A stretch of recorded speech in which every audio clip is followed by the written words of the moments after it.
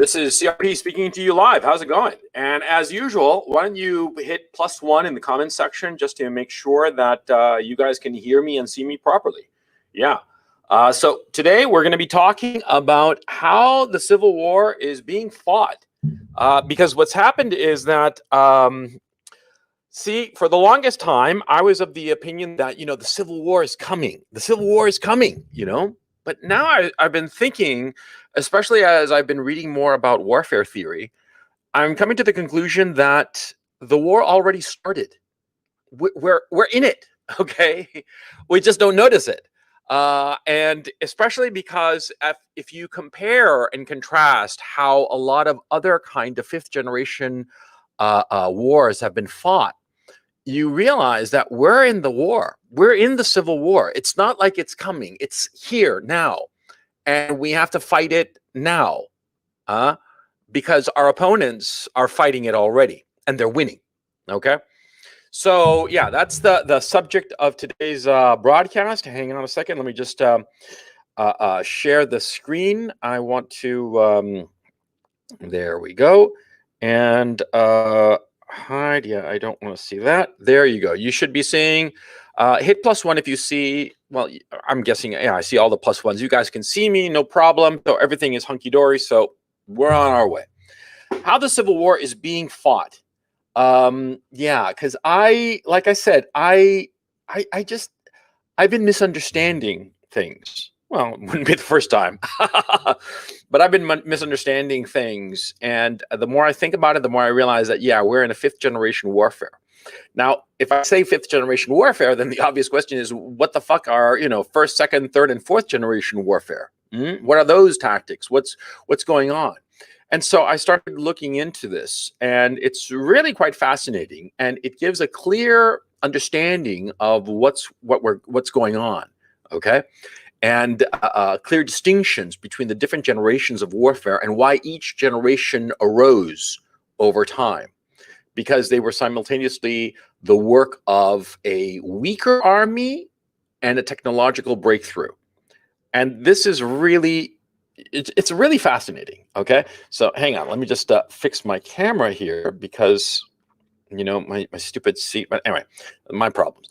Okay, so let me get started. You guys can see it all properly. Oh yeah, that how to win the Civil War. Yeah, we'll get to that. Actually, I don't have any solutions at this time.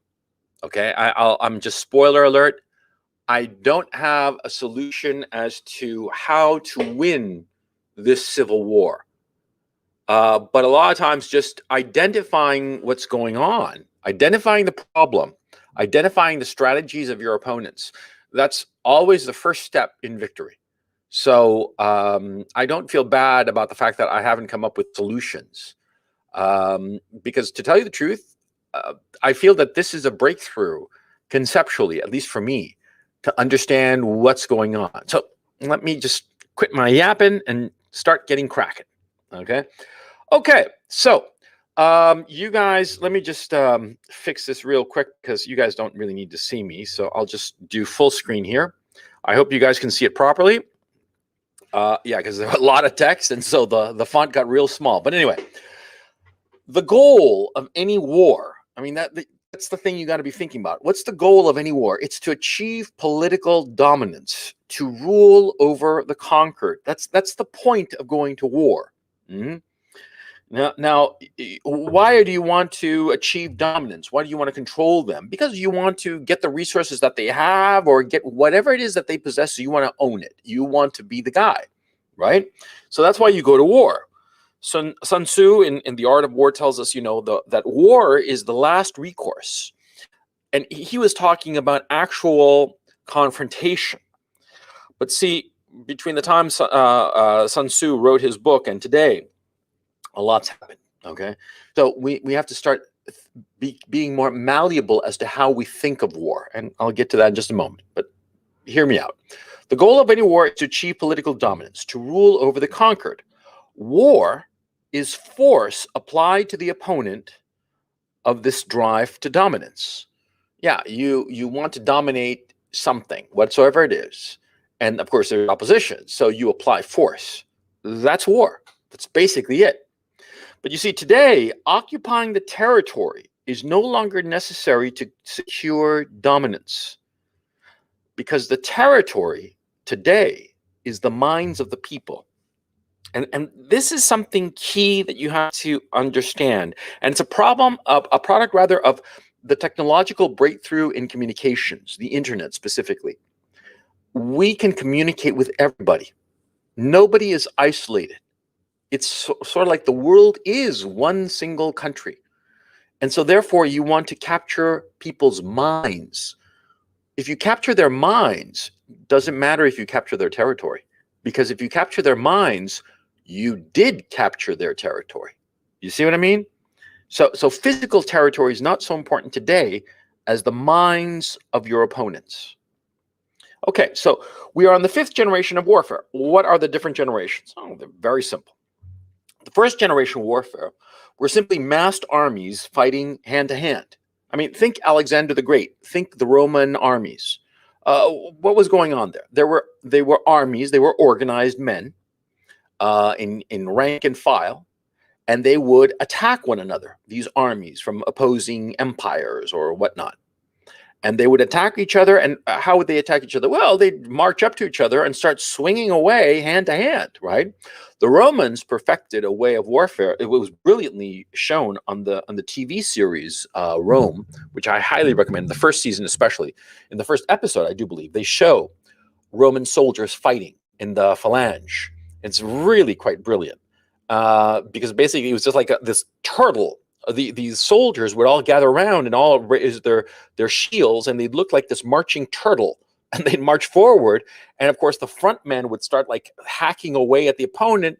And then as they got tired, they'd filter back through the ranks, and the fresher soldiers will go up front and start hacking away. And that's how they would win wars. But that's first generation warfare. That's, up close and personal, slashing away at your opponent in armies, right? Then the second generation was industrialized armies using firearms at long range. Now, the first instance of this was the U.S. Civil War. The U.S. Civil War was the first time where you had armies using repeating rifles and industrialized, firing at long range, cannons and whatnot, because cannons had been in use before, but it had never been that it was actually deployed onto the battlefield. During World War I, especially, trench warfare, where you'd fire mortars, you'd fire machine guns at the enemy. That was industrialized warfare. That was second generation. You're killing your opponent at a distance. You don't need to see him up close and personal. Of course, there had been sporadic wars before the U.S. Civil War where this had happened. Like, for instance, the American Revolutionary War, which was kind of like a guerrilla war. But the U.S. Civil War was the first time where large armies met, both sides employing roughly the same tactics, both sides heavily armed with repeating rifles. And, well, the bloodshed was catastrophic, and it was repeated in World War I. Third generation warfare was mechanized armies using speed and maneuverability to defeat the opponent. Because what happened, the prototypical example is the Blitzkrieg. The Blitzkrieg, what did the Germans do in World War II? They used the speed of their tanks and their aircraft to outflank and outmaneuver their opponent, to pivot and run, and pivot again and run, and eventually encircle their opponents, capturing more ground. That was third generation warfare. The last great example of it was Desert Storm, where you had highly effective tank attacks that would constantly attack and pivot, and move forward and capture terrain. That's how Kuwait was recaptured. That's a brilliant example of third generation warfare, mechanized armies using speed and maneuverability to capture their military objective. Fourth generation were guerrilla armies, irregulars, guerrilla armies that would blend into the civilian population. They'd use booby traps, landmines, random terrorist attacks. And what they did was that they would attack a larger army, And whenever the larger army would turn around and face these guerrillas, the guerrillas would simply just disappear and seep into the population and just vanish. That's what the North Vietnamese did. That's how they won.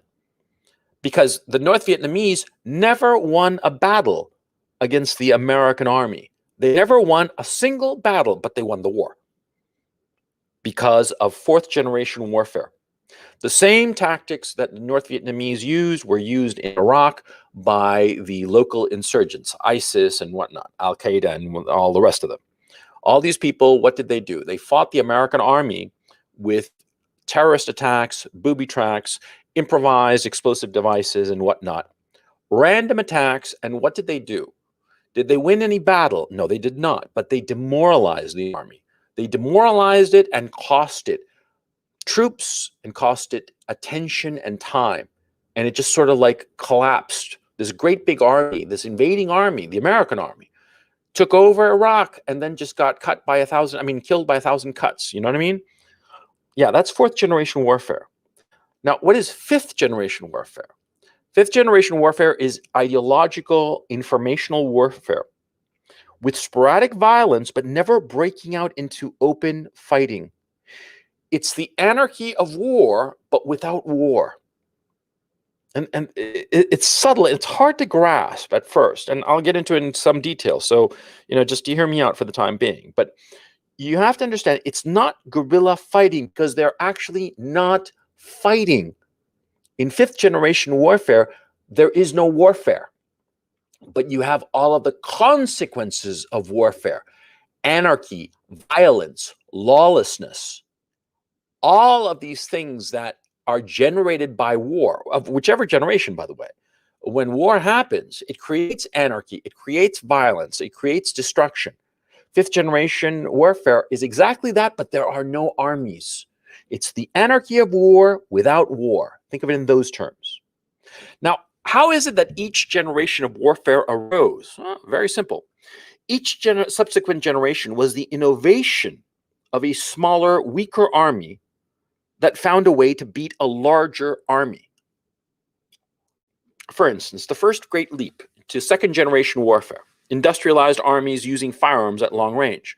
Well, arguably, that was the Americans in the American Civil War. They were a smaller army, and so what did they use?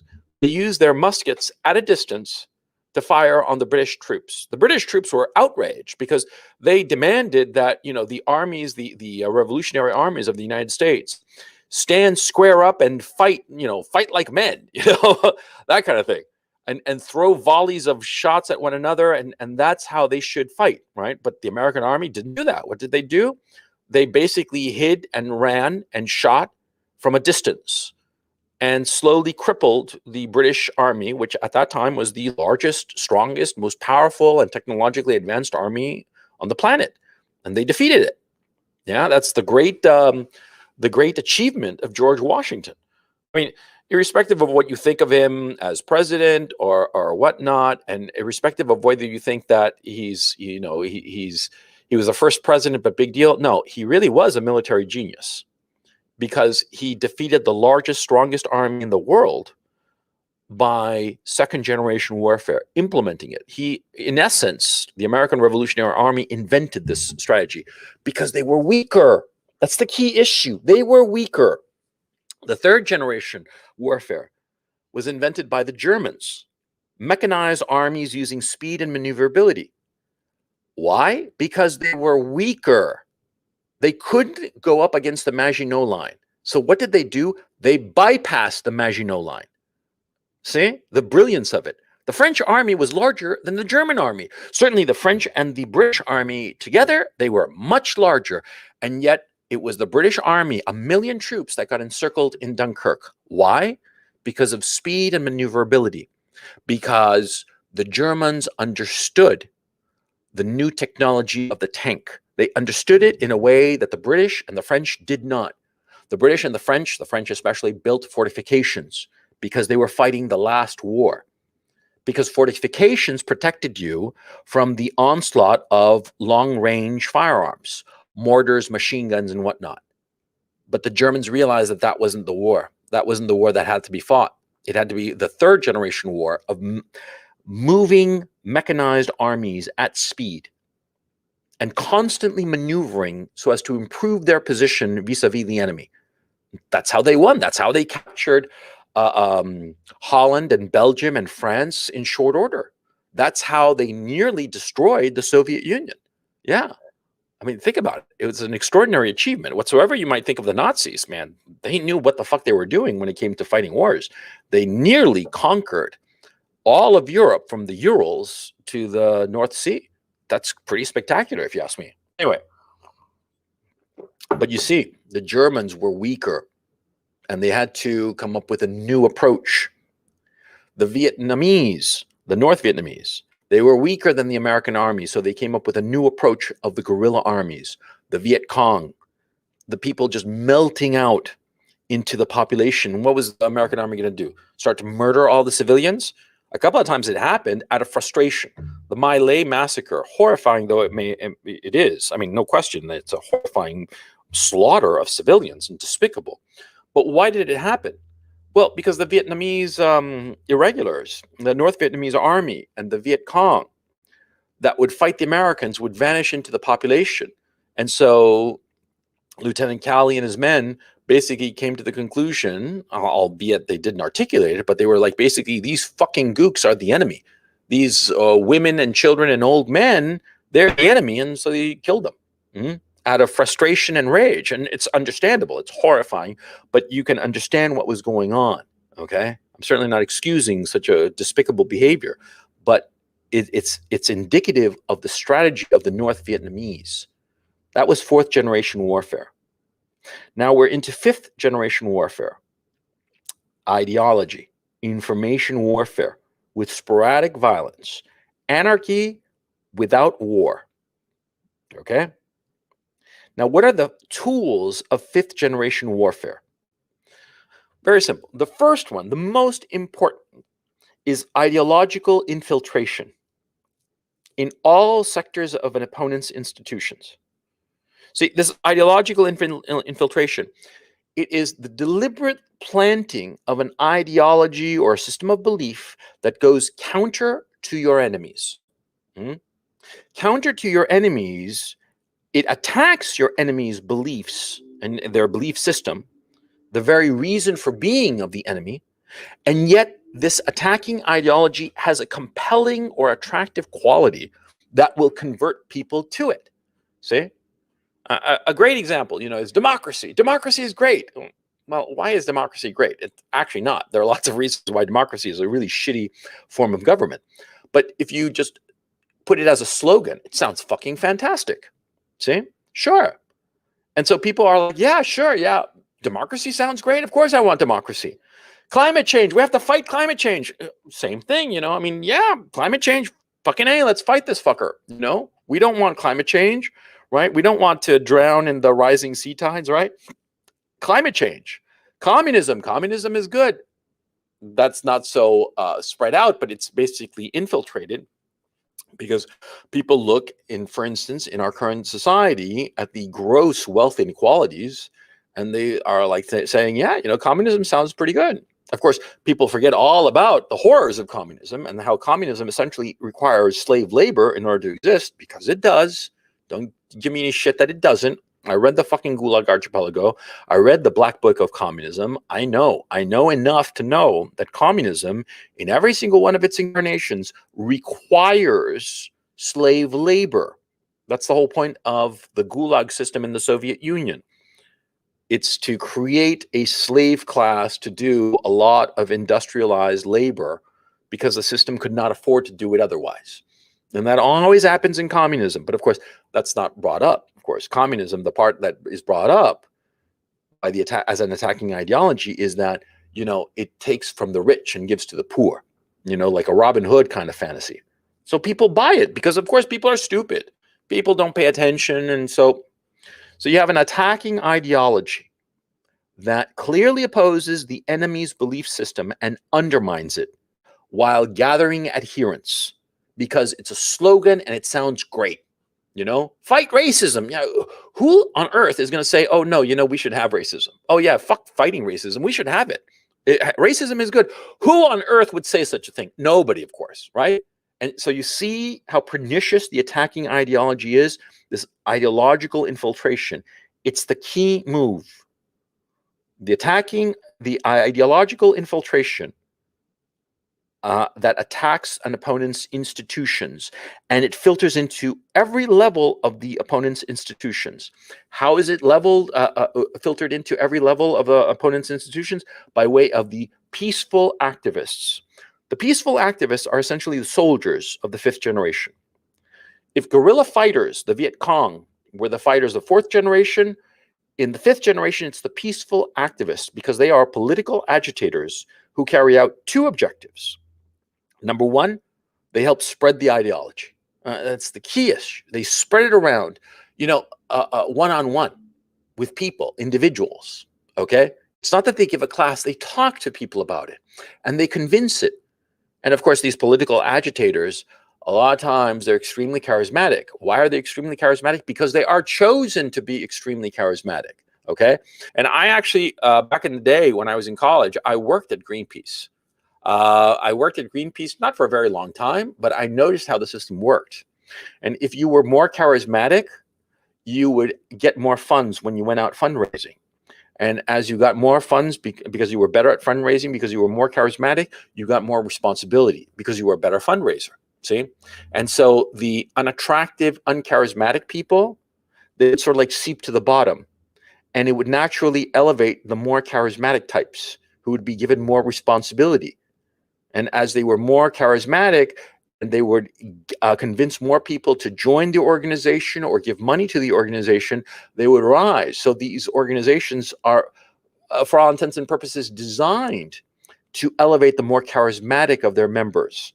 And these more charismatic members are the peaceful activists who spread the ideology. Now, they help spread the ideology, and the other thing that they do is they incite violence among the non-affiliated individuals, while careful not to use violence themselves. In other words, they go looking for useful idiots. Okay, these peaceful activists, what do? They encourage violence. Remember back in the fall of last year that there were riots, in summer last year, that there'd be like a whole bunch of pallets with bricks just spread out all over the fucking place, right? Like ready to be used for violence. But did these peaceful activists who got these pallets of bricks, did they throw bricks? Of course not. They would egg on the useful idiots to do it. Okay? Now, these peaceful activists, the other thing that they do is they organize mass protests on the flimsiest of excuses. Okay? The flimsiest of pretexts. They will organize a mass protest, usually to highlight some quote-unquote injustice. But when the opposition carries out a protest, they instantly demonize it and call it an illegal insurgency or a Nazi, a Nazi parade, a Nazi protest. I mean, they demonize it as hard as possible. Any countervailing mass protest is instantly demonized. Even if the opposition protest is protesting things that are reasonable. For instance, we're seeing it now. When people protest against the lockdowns, they're instantly demonized. They're instantly demonized, right? And you would think that people protesting the lockdowns, it's perfectly reasonable. And you saw all these people who would protest again for BLM, for Black Lives Matter, right? They protest for Black Lives Matter, and did anybody say shit about how it's going to transmit the virus? No, nobody said fucking shit. But the second people start protesting against the lockdowns, all of a sudden it's like, oh, look what you're doing. Don't you care about grandma? You're gathering together and you're going to spread COVID, you evil bastard. I mean, you see the demonization going on? Yeah. Any kind of countervailing protest is instantly and vehemently demonized. Now, another thing that they do is swarming. That is, attacks on any power center or prominent individual from multiple angles. I mean, it's like, death from 1,000 cuts. And it's never one big opponent against the target. It's always a bunch of little things, little people. Death by 1,000 cuts. and all the cuts are paper cuts, okay? Any one of these attacks is trivial. Any one of them can be just shaken off. But if they're all happening at the same time, it's like, see, if you get like a pillow full of feathers dumped on your head, nothing happens, right? But if you get a ton of feathers dumped on your head, you're going to die. Yes, because they're feathers, but it's a ton of them, okay? And so you are going to die. You're going to drown. Of course, that's what happens, yeah? Because, yeah, sure, they're feathers, but it's a ton of them. And that's the swarming technique. They attack people from multiple levels, so many with such vigor, even though each individual attack is relatively trivial or minor and survivable, but so many happen at the same time. That's the swarming technique.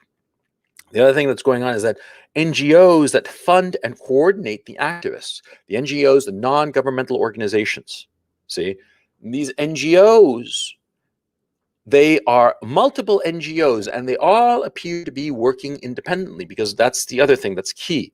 See, in fifth generation warfare, all of these activists, all of these NGOs are acting independent one of the other. It seems as if it's just a bunch of different people all thinking of the same thing, acting in the same way, but they're all independent, at least on paper.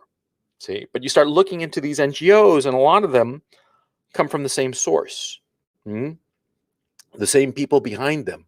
And it's not like, you get to the NGO and you look at the leadership. No, you have to look at the leadership and look at who the leadership works for, and take like 2 or 3 or even 4 steps back before you realize, oh, it all comes from this group or that group.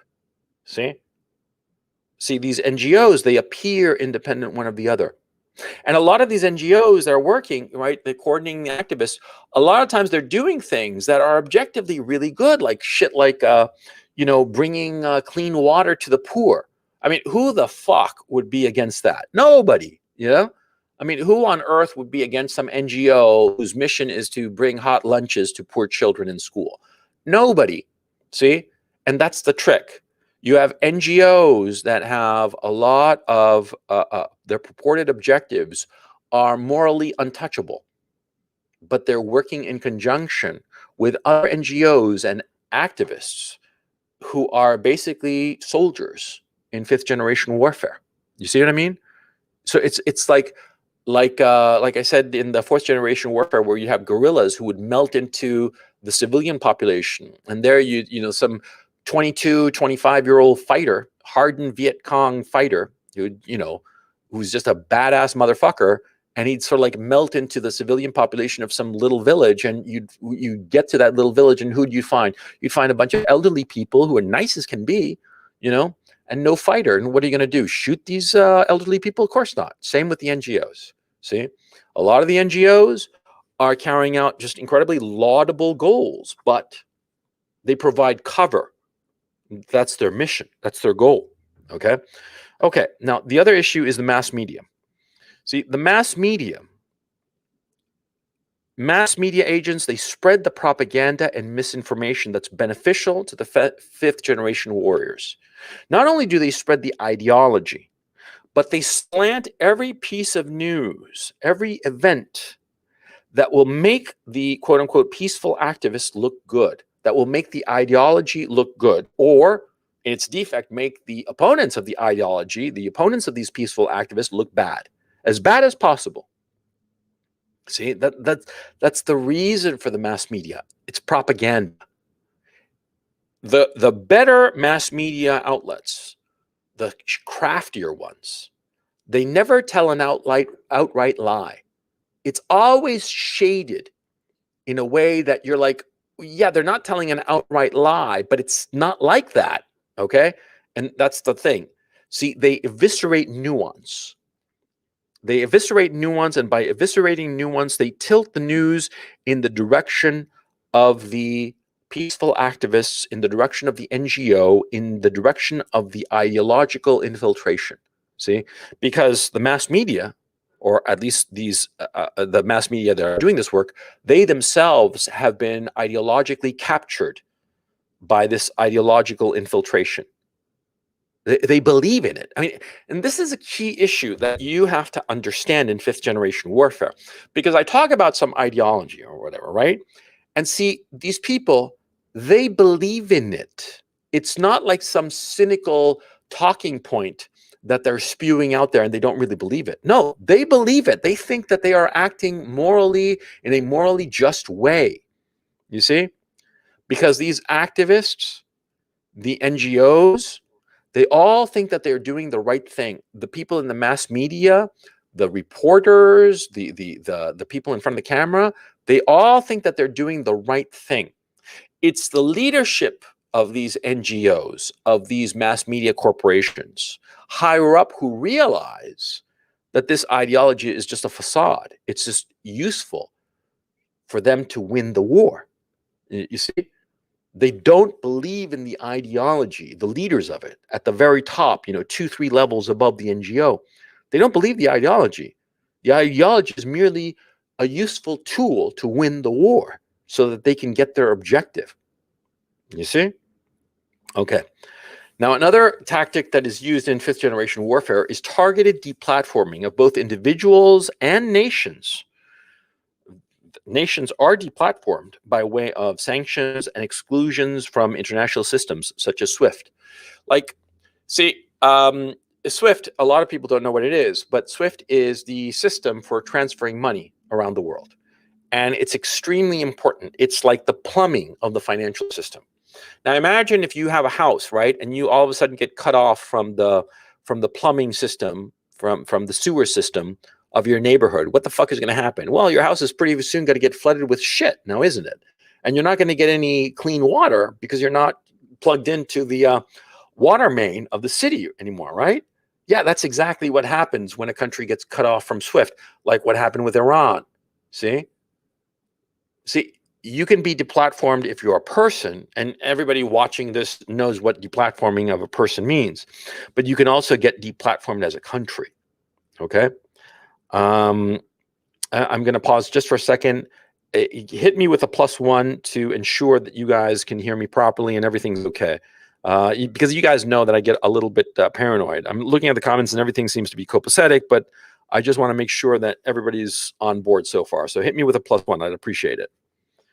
I'll wait for chat to catch up.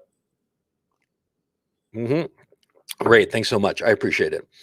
I'm sorry. I just want to, you guys know I get like fucking paranoid about this shit. But anyway, let me just fix the fucking camera there. Yeah, I'm not squared up. Okay, fuck that. Okay, let's get back to what I was talking about. See, targeted deplatforming of individuals, we understand what that means. We've seen it, okay? We've seen how people who are saying the wrong thing, and especially the people who are more effective at saying the wrong thing, they get deplatformed. They get deplatformed off social media. They get deplatformed from the financial system. They're not allowed to use their fucking credit cards. I mean, that's what's going on. It's isolating people, okay? Deplatforming. But it also happens to countries. And sanctions and deplatforming and exclusion from international systems, such as SWIFT, those are examples of deplatforming of nations, okay? And the final key issue of the fifth generation warfare is the systematic demoralization of key enemy support structures and institutions. Now, systematic demoralization, what does that mean? What is systematic? It means that when you go about it in an organized way, going level by level, and not ignoring any single element, okay?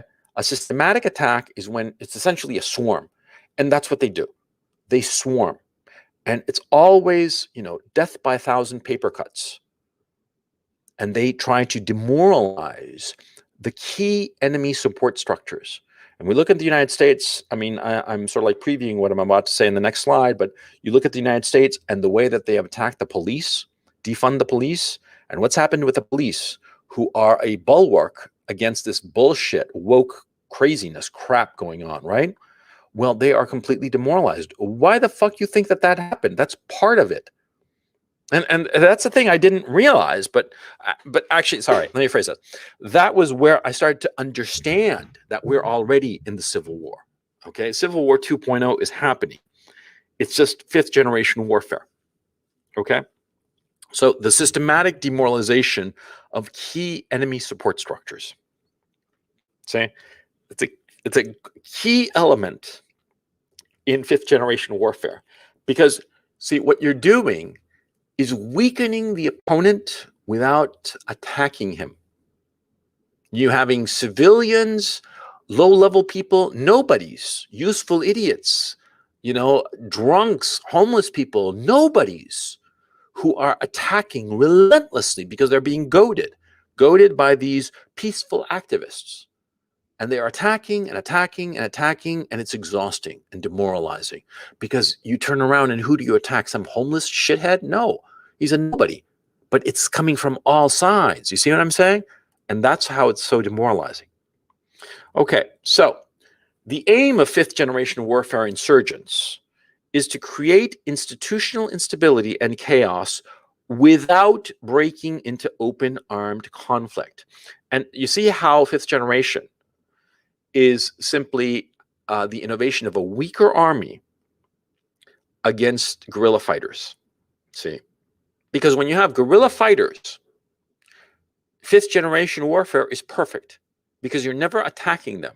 You're demoralizing them and sticking an ideological virus into the ranks. And with this ideological virus, destroying them from within. You see? And that's what's going on. It's anarchy. It's the anarchy of war without war. Okay? Fifth generation insurgents know that they cannot win an open battle. So they turn up the heat, but they never let it boil.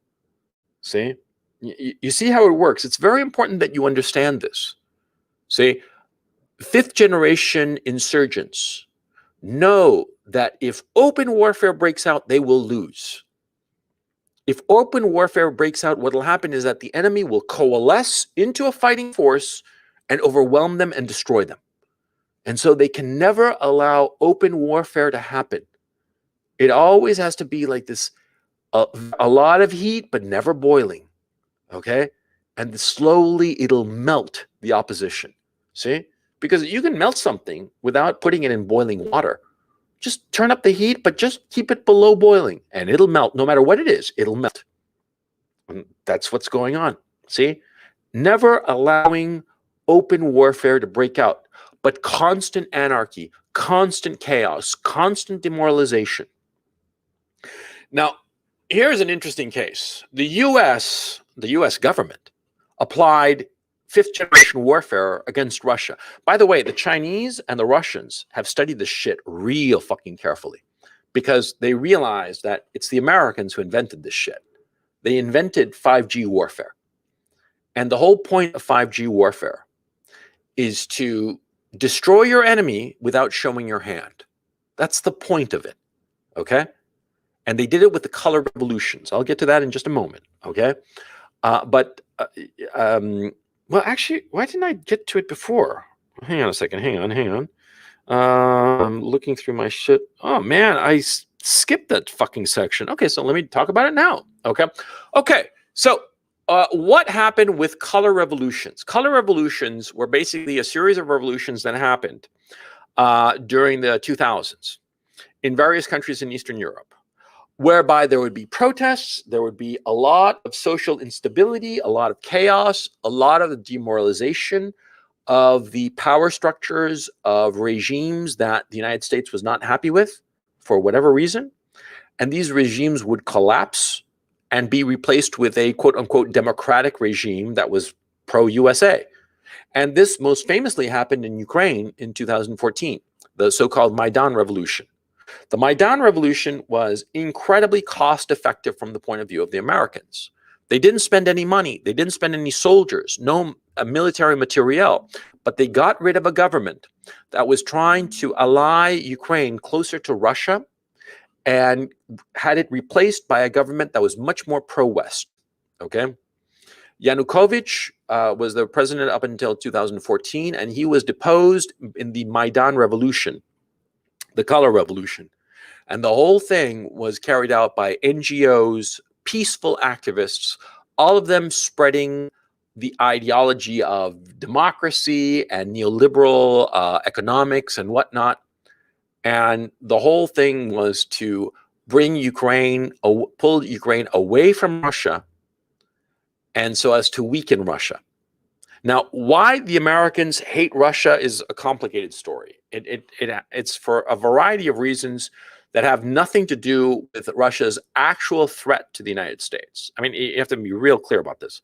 Russia does not present any kind of threat to the United States.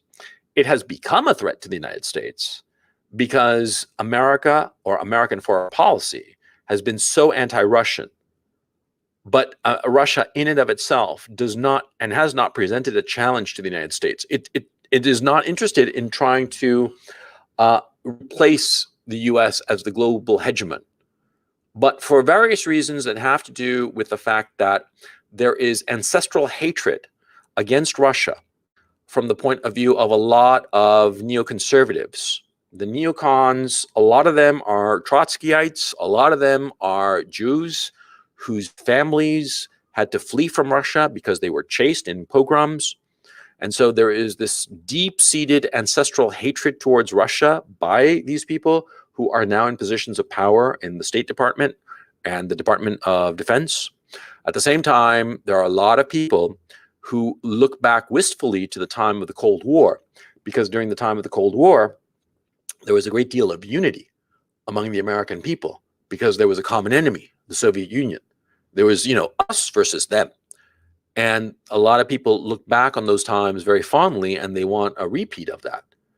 And of course, it's communism is dead. The Soviet Union is dead. Russia, the Russian Federation that has replaced the Soviet Union and the various republics that broke off, it's a completely different beast. It has completely different aims. And Putin and the leadership cupola of Russia, of the Russian Federation today, they have completely different objectives. They're not interested in spreading communism. They don't believe in communism. What they are interested in is creating the one big house for all ethnic Russians. That's what they want, because they are Russian nationalists. And they're not interested in conquering territory. They are interested in bringing under one roof all the ethnic Russians that were left outside of Russia once the Soviet Union collapsed. You see? And that's their goal. And they are going about that goal by essentially putting out a lot of carrots to a lot of the satellite countries, Belarus, Ukraine, Kazakhstan, and whatnot, a lot of carrots for those ethnic Russians to emigrate to Russia, which they are doing. The Russians calculated that rather than try to conquer these countries and get those ethnic Russians back into Russia, they would simply attract the Russians, the ethnic Russians, and get them to leave their countries and go back to Mother Russia, which they are doing. And see, a lot of people say that Russia has a serious demographic problem. It might have a demographic problem, but it is getting a demographic surge from a lot of Russians who are leaving Ukraine, Belarus. I can speak with firsthand knowledge. A lot of Ukrainians are leaving Ukraine because they are ethnic Russians and they want to be in Russia. They want to, okay? So anyway, the Americans hate the Russians for the reasons I have outlined before. They fear the Russians. They see the Russians as evil because of ancestral hatred among some of them, and they see Russia also as, the heir of the Soviet Union, and wasn't it great when we were fighting the Soviets, so let's fight them again so we can have unity. See, for various reasons, that's why the United States hates Russia, not for any kind of practical geopolitical reason. And so the Americans tried the color revolution, or let me rephrase that. They carried out the color revolution in Ukraine in 2014 and caught the Russians flat-footed. They didn't see what was coming, and it caught them like, holy fucking shit. And after that, they put a lot of brain power into the problem, and they've recognized what's going on. You should read it up. It's really interesting. The Russians figured out what's going on. They understand the color revolution, okay? And in 2020 and 2021, the U.S. again implemented 5G warfare against Russia by way of trying to create not merely a color revolution in Belarus, which I'll get to, but a whole host of things simultaneously, because that's the other quality of 5G warfare. it's not one attack. It's not even like a pincer attack. It's always a swarm, multiple things going on simultaneously, attacks happening in different quarters, in different areas of priorities, all of them happening roughly simultaneously to put maximum pressure from multiple angles on the target. Okay? And that's why it's really important for us to analyze what happened when the US went after the Russians with 5G warfare. The first thing that they did, and this started with the Biden administration, by the way, it was a policy of the Biden administration to implement 5G war against Russia. And the first thing they did in March of 2020, of 2021, the Zelensky government issued a statement at the not urging, but at the encouragement. They were encouraged by the U.S. State Department to issue a statement. The Ukrainian government issued a statement saying that they were going to recapture Crimea, no matter what it took. Okay, it's essentially a declaration of war, and the Russians read it as such because it is. Because Zelensky's government was basically saying that they would use any means necessary to retake Crimea. Now, Crimea was lost to the Ukrainians in 2014 because, see, when the Color Revolution happened in 2014, the Russians had a whole boatload of troops on Crimea because of Sevastopol. Sevastopol was the Russian naval base. And the Russians and the Ukrainian government had an agreement that Sevastopol naval base, which had been there since donkey's years, back when the Soviet Union still existed, it would remain with the Russians, with the Russian Federation. And when the Color Revolution happened, the new government of Poroshenko wanted to take back Sevastopol and have that port, that military base, be Ukrainian. And so the Russians, what did they do? They simply rolled it up. They just rolled, I mean, they had the troops right there, okay? It wasn't even an invasion. It was more like, we're taking over. And they took it over. And the thing is, see, most of the population of Crimea was ethnically Russian because a lot of them were people who worked in ancillary positions and occupations that assisted the military base in Sevastopol, the naval base in Sevastopol. And so it was very easy for them to conquer and capture and hold on to the Crimean Peninsula. You look at a map and it's a peninsula with a very, it's really an isthmus. A peninsula, sorry, with a very narrow thing. But anyway, the point, see, the Russians captured it and held it, see, and they did it out of a little bit of a sense of panic and also a sense of like ruthlessness because like, okay, we're going to lose our base. We can't lose it. We have to have ships on the Black Sea. So fuck it. We're taking over. And that's what they did. And they created the distraction of Donetsk and Lugansk, where they fomented the Russian separatists, the Russians, the Russian Federation, Putin fomented the separatists in Lugansk and Donetsk to create a distraction for the Ukrainian government, that they'd have to pacify that region and they wouldn't be able to turn their full attention onto Crimea, which the Russians had captured. Now, but that was in 2014, okay? Now, in 2020, in March of 2020, in March of 2021, my mistake, the Ukrainians essentially declared war on Russia because they said that they were going to recapture Crimea, whatever it took. And that declaration was, in essence, a declaration of war, okay? At the same time, and this started in 2020, there was an incipient color revolution happening in Minsk. And this included an attempted coup, which people in the West don't really know about, but you should read up on it. The Russian intelligence services rolled this up. Basically, they found a bunch of Belarusian officers who were planning on killing off the president of Belarus, who is pro-Russian, killing off the president, the leader of Belarus, who's a corrupt bastard, but he's the president of Belarus, like it or not. They were going to kill him and overthrow him in a military coup. And the Russians got wind of this plot, rolled it up, and it turned out that this whole thing was coordinated because at the same time that this coup attempt was happening, there was a whole color revolution trying to take place in Belarus. And what was this color revolution?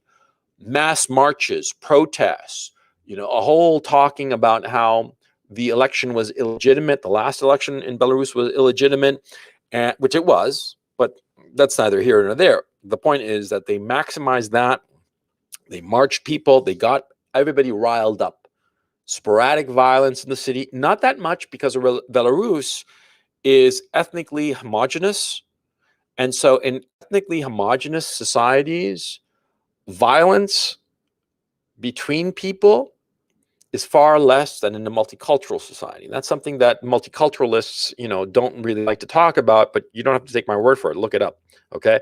It's proven. It's not something that it's like subject to debate. It's the way it is. Multicultural societies are a lot more violent between the different ethnic groups. And therefore, there's a lot more violence, civil unrest that breaks out into violence. That didn't happen in Belarus. There were sporadic shootings here and there, but nothing really like what's going on in the United States, which I'll get to in a moment. But the point, see, in Belarus, they were egging it on, and it was the NGOs that were egging it on, the non-governmental organizations, the foreign NGOs, the NGOs that were funded by some organization that was funded by some other organization that was funded by the Open Society Foundation of George Soros and other such people. Okay.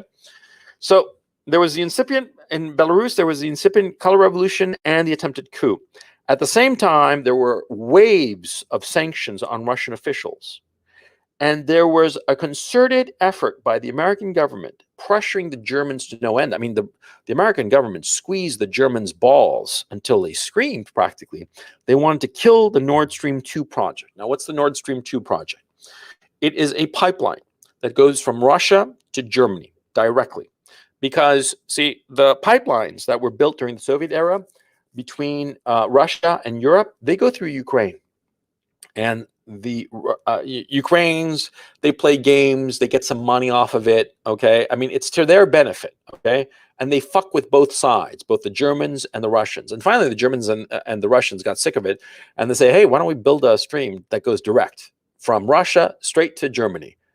And Germans need the fucking natural gas from Russia because they use it for the winter, because in Germany it's cold.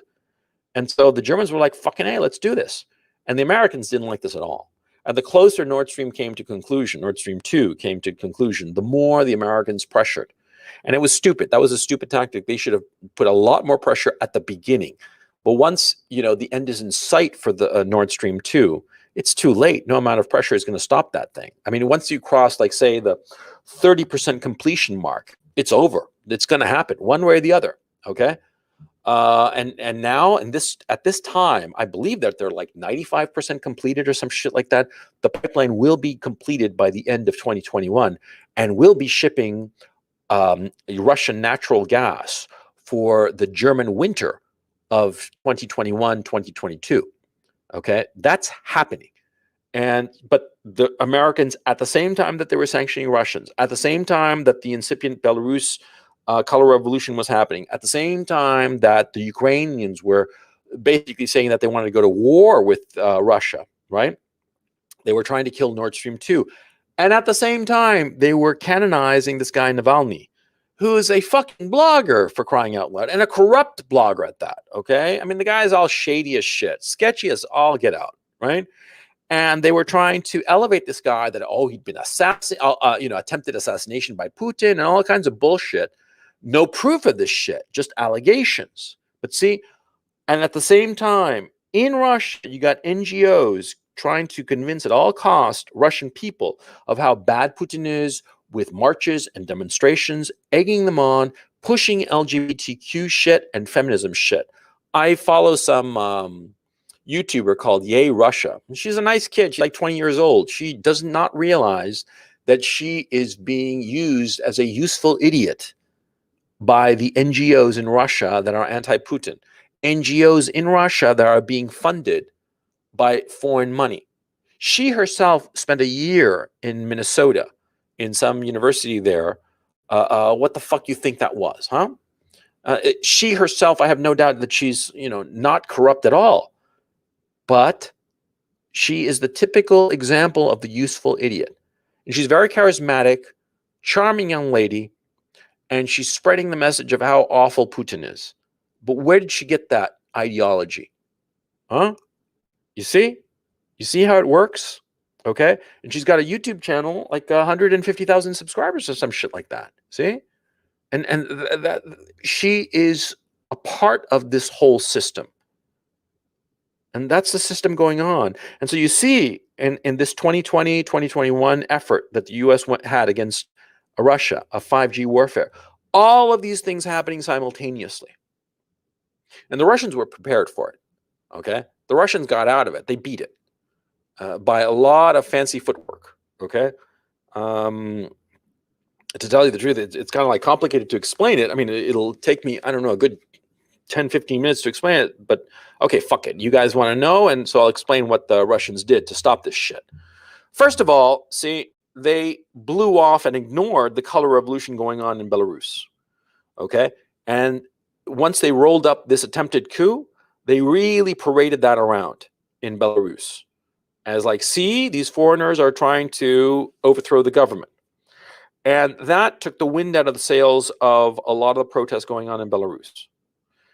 Insofar as Ukraine was concerned, Ukraine declared war essentially, not de jure, but de facto. They de facto declared war on Russia, and what did Russia do? It positioned, basically 250,000 soldiers on Ukraine's border, and basically said, you fucking twitch, we'll blast you to fucking Mars. That's what the Russians said. And the Ukrainians turned around and they realized, holy shit, what are we going to do? What are we going to do? And they turned to Europe. And Europe was like, dude, you're on your own. And they turned to NATO and like, dude, you're on your own. And so the Ukrainians like, little yapping little fucking dogs, and split. They backed the fuck down, of course, because it's fucking insane. Okay. The Ukrainian leadership, at any rate, had the insane idea that NATO and the European Union was going to do something, support them, help them, put troops in Ukraine to fight Russians. That's never going to fucking happen. And the Russians realized it. See?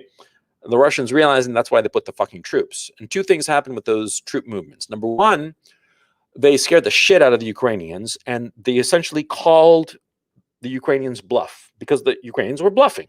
The Ukrainians thought that they could get assistance from NATO and or the European Union. And when the crunch time came, no help was forthcoming. Okay?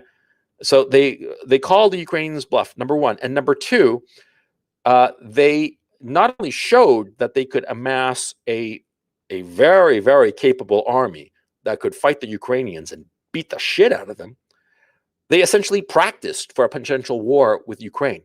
So now they can mobilize, 150, 200,000 troops within 72 hours and have a war, a full-on, I'm going to fucking waste you, motherfucker, war with Ukraine.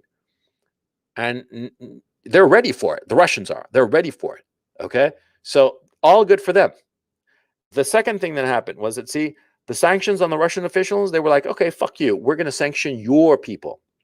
And that's what they've done. The Russians started sanctioning American and European people. They sanctioned the president of the European Parliament, right? He can't go to Russia anymore. And that guy actually has to go to Russia a lot because of his fucking work. Now he can't go to Russia. He's fucked. Yeah? And the Europeans are like, why are you doing that? Why are you doing that? And the Russians are like, dude, you sanction our people, we sanction yours. That's how it works. And, all of a sudden the Europeans are like, shit. And what's key, of course, is that the Russians started to realize that the Europeans need the Russians because the Europeans need Russia's gas, needs Russia's oil, need a whole shitload of shit from Russia, not to mention access to the Russian economy for investments. And the Russians realized this, and they started playing hardball. You sanction our guys, we sanction yours. Fuck off. And to the Germans, insofar as Nord Stream was concerned, they said, look, you fuckers need this more than we do because we can sell our gas on the open markets. Who are you going to buy your gas from? The Americans? Because the Americans sell natural gas, but they have to ship the fucking shit. And the cost is, I'll forget offhand how much it is, how much more it is, but it's a shitload more for obvious reasons. They have to pressurize the gas and put it in ships and ship it across the Atlantic to Germany, to the north of Germany, okay, before distributing into Germany. Whereas the Russians, they don't have to pressurize it, and there's a fucking Nord Stream 2 pipeline that's going to go straight from the tap, from the source in Russia, straight to every German home. Of course, it's going to be cheaper. So the Germans are like, yeah, well, we'll just keep on going with the Nord Stream 2 and just pretend that this isn't happening, right? And Navalny just blew up. He just came across like a fool. He did this stupid hunger strike, and his whole reputation went out the tubes, and that was that. Okay, the only thing that the Russians still have to deal with are these fucking NGOs in Russia, but they just declared that all these NGOs are now illegal. They're kicking them out, every single one of them, that is foreign financed. And so, which NGOs remain? The ones financed in Russia. And who finances NGOs in Russia? Russian nationalists. So that's how they got out of this situation. But it demanded ruthlessness and a clear vision as to what the fuck is going on. And these fuckers, the Russians, they understood what was happening after the lesson of 2014. I can't emphasize this enough. When the color revolution happened in Ukraine, it caught the Russians completely flat-footed. They were like, what the fuck is happening, motherfucker? They thought, oh, it's just some random protest and shit in Ukraine. And all of a sudden, Yanukovych gone. It's Poroshenko. It used to be pro-Russian, and now it's pro-European and anti-Russian. What the fuck happened? Okay? And remember, the conquest of Crimea by the Russians in 2014 was a desperation move because they couldn't strategically afford to lose Sevastopol port. They needed it. They needed that fucking naval base. They could not let it slip through their fingers. And Putin did very ruthlessly and efficiently. He went out and grabbed Crimea. But even though that move was really fucking brilliant, it caught the whole situation in 2014, the Maidan Revolution caught them flat-footed. And they started chewing on that fucking thing for years, trying to figure out what the fuck happened. Sergei Lavrov, the Russian foreign minister, man, he's talked about that for years because he never got over it. Of course not, because he'd been developing Yanukovych. He's a Russian foreign minister. Of course, he's developing relations with the largest country bordering Russia. And he has got, Ukraine sewn up tight. Yanukovych is eating out of the palm of his hand, right? They're buddies. Everything's hunky-dory. And all of a sudden, fucking overnight, he's gone. Sergei Lavrov, the Russian foreign minister, he wants to know what the fuck is going on. Fucking A, he does. And so they analyzed it. And they realized what was going on. It was foreign interference, 5G warfare. This 5G warfare, it fucked the Russians in 2014. And so in 2020, 2021, when it came their way again, when essentially they were trying to target Russia itself, they were ready. And they had unified leadership because it's not just Putin. Putin isn't alone. He's got a whole shitload of people around him, including Lavrov, including, I'm trying to remember his defense secretary. It's slipping his name is slipping my mind right now. It slips my mind. Sorry. Alzheimer's. What can I say? But you see, the Russians were prepared for 2020, 2021. The 5G warfare that the U.S. waged against Russia this time, they were prepared. And notice, too, how efficient 5G warfare is. It's so fucking cheap. See? I mean, you're just throwing out a few peanuts here and there to some NGOs and to some random people. It's a strategy. It's a tactic, but it's cheap. That's what's so great about it. You're not deploying a big army. No, you're fucking a guy from the inside. Okay? It's like sticking a neurotoxin into some guy. Okay? Instead of a bullet to the head. You try to shoot some fucker, it's hard, right? But you stick some neurotoxin and you have his insides rot out, that's fucking easy. See? That's what they're doing. That's the whole point of 5G warfare. Now, what's going on in the current civil war in the States? What's the insurgent ideology? Because it all starts with the insurgent ideology.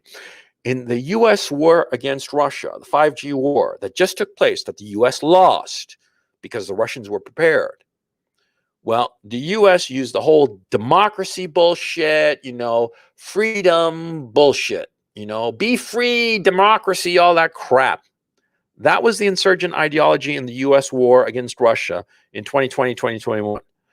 In the current civil war in the United States, the insurgent ideology is critical race theory, wokeness. And it's being inserted into every fucking institution, public and private. Did you fuckers see the CIA advertisement the other day? It came up. It was on Tucker Carlson. It's all over the fucking internet, okay? If you haven't seen it, go look it up. Look, CIA intersectional ad or CIA critical race theory ad. It's like this Latina, the sassy Latina, who's like a fucking wokester cunt, and she's working for the CIA. And there was another ad. Okay, it was this gay guy. I mean, blazingly gay. I mean, the gay lisp and the whole thing. And he's like a archivist at the CIA, and he's saying how great it is. They're all fucking global homos in the fucking CIA. Man, it was fucking disgusting.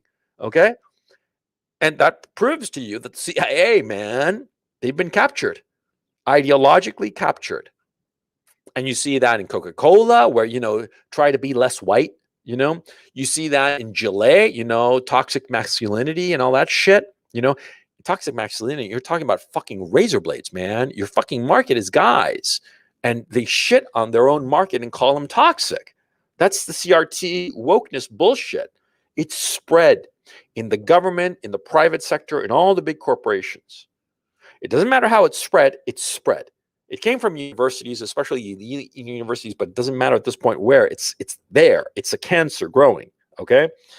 Now, what are they doing also? What other things that's going on? They're demonizing opponents as racists, transphobes, climate deniers, etc. Demonization of the opponents.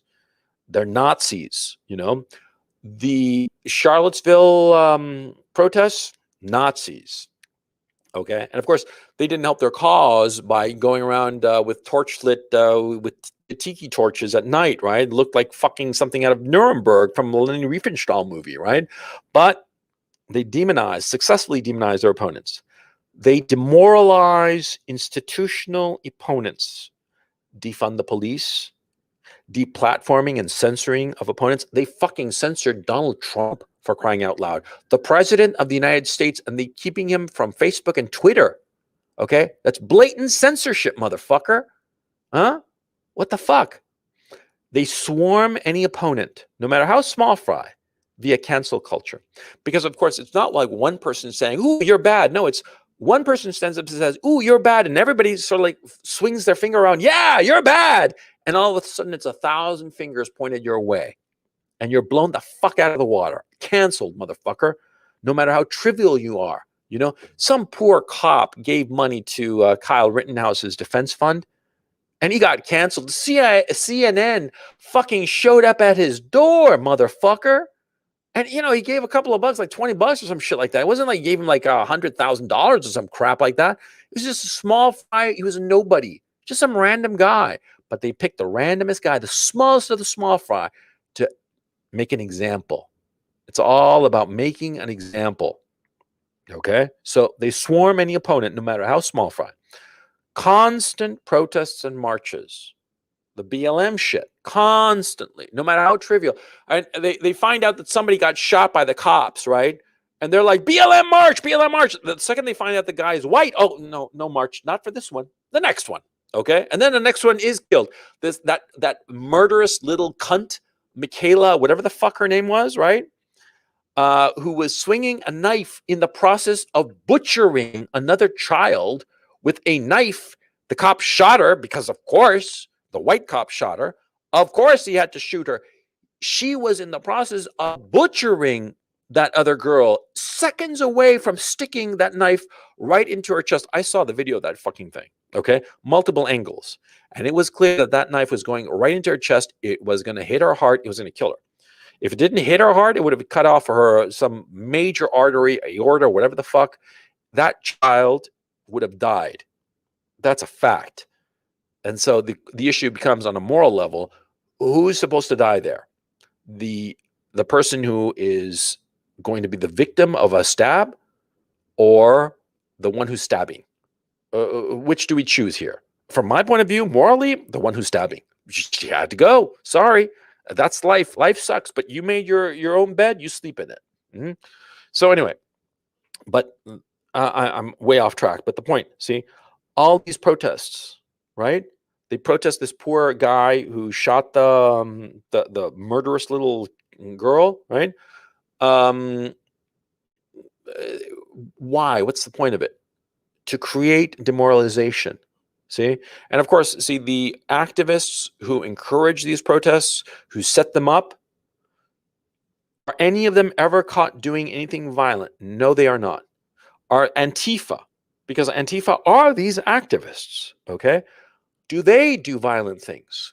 When they can get away with it, when they're all dressed up, sure. But most of the time, they're encouraging other people to do it. And the ones who get caught, have you noticed who they are? They're like homeless people, drug addicts. I mean, the bottom of the barrel socially. These are not leadership people. These are not the people who are the actual activists.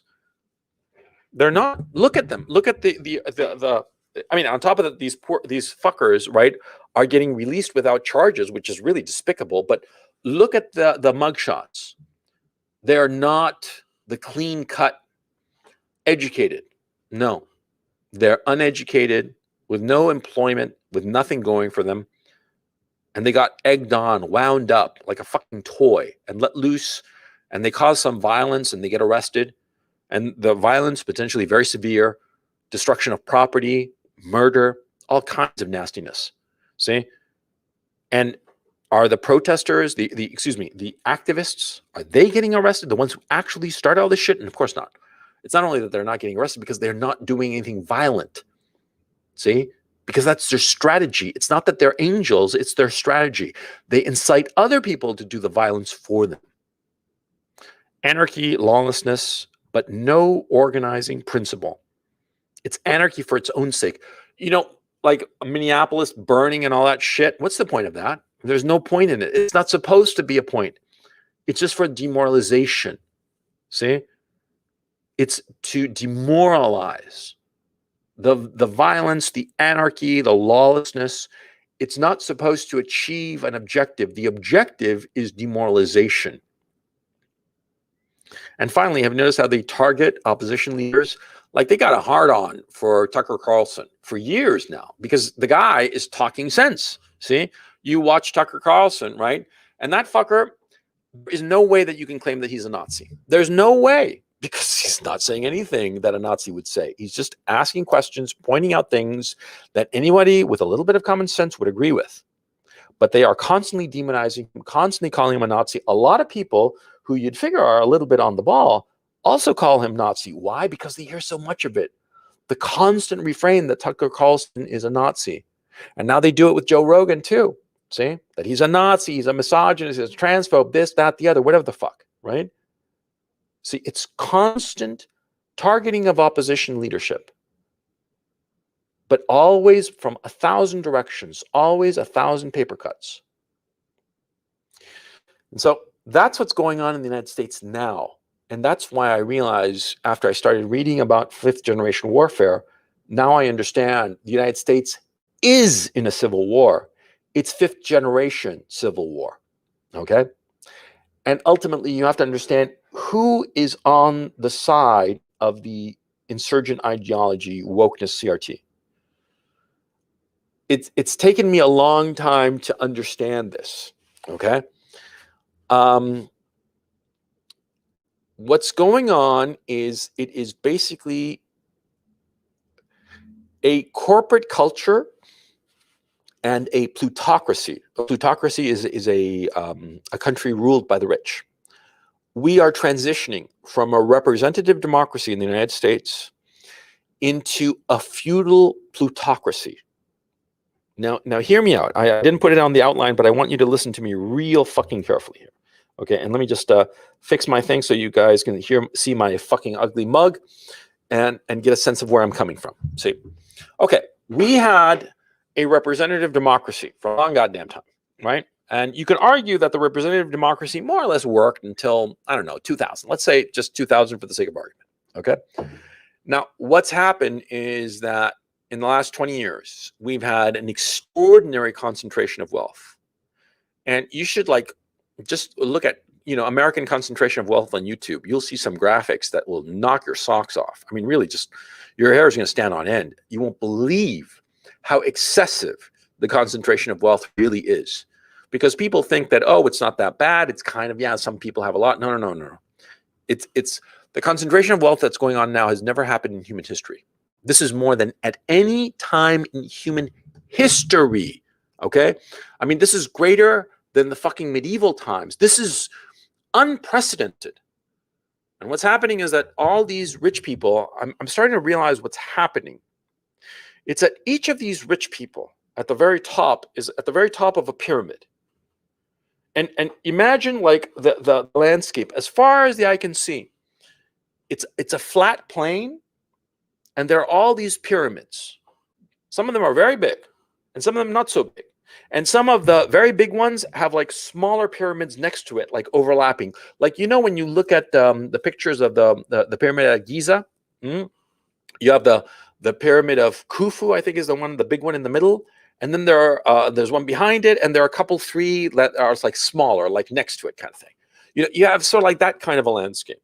You have sometimes, like the big one and a couple of little ones next to it, right? But they're all pyramids.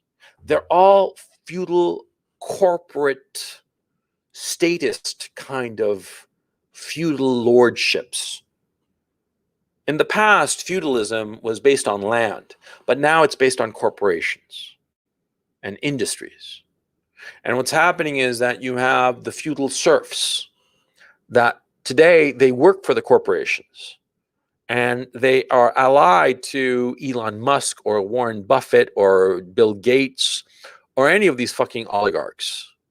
And these oligarchs, they control a pyramid. They're at the top of it. And they at the top, and they have a whole class of people below them who manage this pyramid. And then they have all the workers at the different layers going all the way to the bottom. And they basically own the pyramid. Okay? And that's how we are organizing our society. And so people are afraid to speak out, because if they get excluded, there's no way for them to earn a living. They're fucked. See? And so you have this feudalism that's plutocratic, that is based on wealth. Because feudalism in the past was based on divine right of kings and divine order, buttressed by the Catholic Church. And it was based on land. Okay, land and agriculture.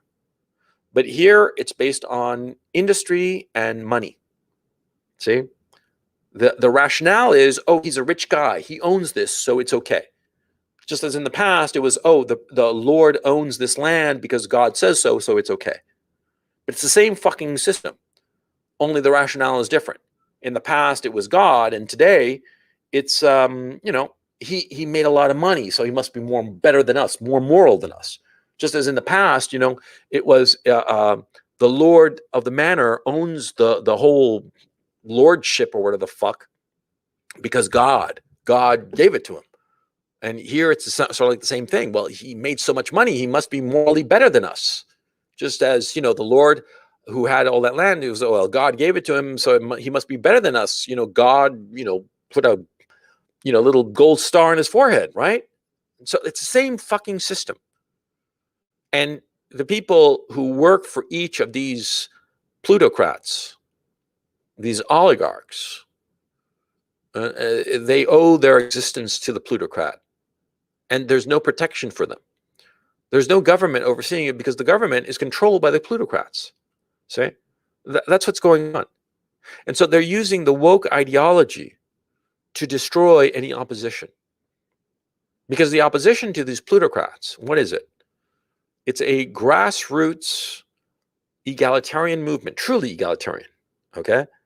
That recognizes that a rich man should not have $100 billion. It's not fair. It's just flat out not fair. It is not fair for a working family to not have enough to eat while both the man and the woman work and the kids go to school. It's just not fair. Huh? But that's the system we have. And so these oligarchs, in conjunction with the government, which is an agent of the power of these rich people, because it is a plutocracy. If you have money, you have power, you have political power, you have control, because you pay the lobbyists to get the laws that will help you, help your industry. So the plutocrats, they own the government, and they get the government to do what it wants. And if that's not enough to silence the opposition, they get BLM marchers. Because notice that these fucking commies, these fucking Antifa fucks, They say, oh, long live communism. Yeah, the comrade, hey, comrade, right? All that bullshit, right? Do you see these fuckers fighting against Elon Musk? I don't have anything personally against Elon Musk, right? He's a smart fella. Yeah. It's fucking obscene that he has $100 billion. It's not fucking right. And I don't give a fuck how smart he was. The fact is, Tesla's stock price is grossly inflated because of the measures of the Federal Reserves. So fuck you very much if you claim that he got to have $100 billion because he was so fucking smart. No, that's not the case. He got that money because of economic policies that have grotesquely inflated the stock market. And by grotesquely inflating the stock market, these oligarchs have garnered even more power. So fuck you, okay? So I don't have any problem with the guy on a personal level, but I know what the fuck is going on, and I know where he's getting his money. And the bottom line is that his activities hurt the rest of the people. And so he, along with all the other plutocrats, contributes to BLM and all these fucking Antifa fucks. And the Antifa fucks, they fight against people on the right who are against this shit, who are against this gross inequality. And do you see these Antifa fucks saying that the money should be taken away from Elon Musk or Warren Buffett? Do you see them protesting against that? No, you do not. Why? I mean, they're fucking leftist, right? I mean, AOC, Alexandria Ocasio-Cortez, she's a fucking socialist, right? How come she's not complaining and bitching and moaning about the rich people? Huh? You see her doing that? No, you do not. Why? Because they're all agents of the rich people. That's what's going on.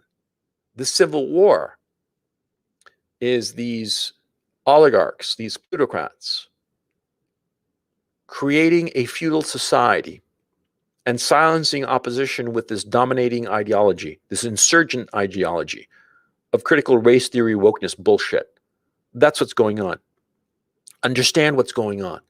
Understand that these fuckstick bastards, these oligarchs, are creating a feudal society, and they are using fifth-generation warfare tactics to achieve it.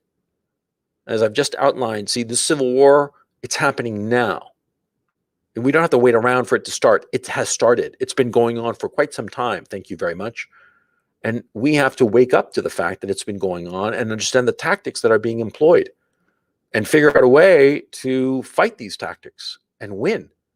Win against the corrupt feudalist plutocrats who are trying to take over the West and create of the Western citizenry, turn us into slaves, because that's their ultimate goal, to turn free human beings into slaves that will do their bidding.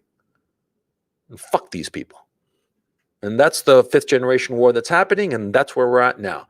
This is the civil war that we are fighting now. Okay. I'm going to throw it open for questions. Okay, let me... oh, man, sorry, man. I got hot under the collar, but because this shit really bothers me, it just really just fucking bothers me. I just put the thing on, as you can see on your screen. Yeah, it's right there in the chat. All you have to do is hit that link, and you'll pop up as a guest, and we can take your questions that you might have. Let me fix this over here. Yeah, because I like being all neat and organized and shit. Yeah, sorry if I got a little bit hot under the collar, man, but this shit really just really chaps my ass, man, because I know what's going on. Okay, I mean it's just it just really, really fucking bothers me, huh? And now that I'm sort of like seeing it with more clarity, seeing where it's really coming from, it's like I can see it so fucking clearly, and this insight of coming across this fifth generation warfare shit, it's just all becoming really, really fucking clear. And so the structure of this presentation, just so that you know, the idea was to show you how the U.S. attacked Russia in 2020, 2021. And it was an unsuccessful attack, very effective, but unsuccessful ultimately. And to show you how it's done, so you can see how it's happening right now. Okay, I'm gonna bring Richard onto the stream. Richard, how's it going? Hi, can you hear me? Yeah, I hear you fine. What's going on? Going well right now. Started to make more money, so things are going escalating well right now. So, So yeah, I wanted to ask, what are the best countries to flee under this civil war thing? What we are having, a poor country like like Ukraine Moldova, or Moldova, Moldova. Ukraine. Yeah, a poor country that's out of the way, that nobody's going to bother. Okay, because remember, if you're going to work remotely and earn a good living, then why are you going to be in an expensive Western city like New York or Los Angeles or some shit like that? Go to some cheap country where cost of living are just peanuts, you know, and live very, very well, and you're out of the way of all this shit. Huh? I mean, that's my thinking. See? Yeah, you're correct. I was also thinking similar way, but I was a little faded. Well, So yeah, don't hesitate, you know, but always remember you have to go and scope out where you might want to move to. I mean, don't just like go there and see what happens. You got to visit first, see if you like it, and don't just visit one country, visit several, because it could be that, you know, the country that you thought you'd like the most you dislike, but the one that you didn't think much of turns out to be your favorite. See, so you have to go to different places. Anything else on your mind, Richard? right now I don't have. Thank you very much. Oh, my pleasure, man. Take it easy. Tanner, how's it going?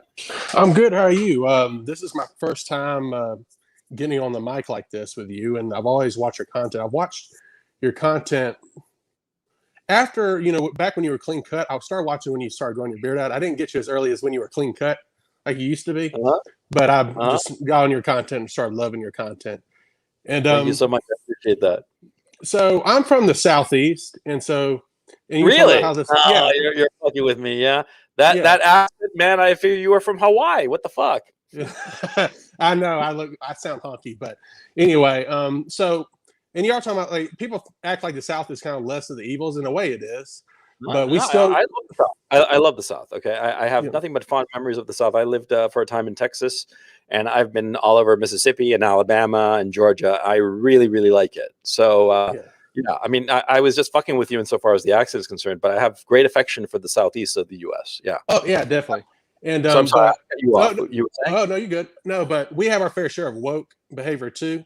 Yeah, sure. Oh yeah. So, and I went to a high school that was like about 30, 40 minutes from Atlanta, and so they were teaching a bunch of, like, before it was popular, while Obama was elected, just like basically black ethno-nationalist type stuff. Like, we would have teachers, like I had a crazy teacher that was like just bashing white people. We would watch Amistad, and she was like, man, those white bastards deserve to get stabbed by those black slaves. Like, she like hated white people, but she wanted us to basically be cut. Was she black or white? No, she was, you know what I think she was? I think she was from the Northeast. I think she kind of had a Jewish look to her, but she either was Italian or she was Jewish. But I'm not sure, but but she was from the Northeast, and I was just like, I hate my principal, like, why the hell would they hire this woman? But anyway, but I've always noticed they had the left, especially liberals, had a very special, they kind of preferred blacks a lot. They had a huge preference towards blacks, and that always kind of confused me, because it was like, you couldn't if you criticize anything, especially about black African American culture, especially the bad, you were like seen as like worst ever. Yeah, with white. Yeah. Mm-hmm. Yeah. Again, it's the ideology. It's the ideology that they're trying to keep it so that they're morally pure. And you see, you got to keep in mind something. You see, when you look at reality is always complicated. There are good sides and bad sides to everybody and everything and every group. But an ideology tries to turn everything black and white, no gray, no nuance. And so that's the point. It has to be, stripped of any kind of nuance. So it's just good or bad. Okay. And so that's what's going on. Okay, you got to keep that in mind. It's like this idea that democracy is always good. We know it's not.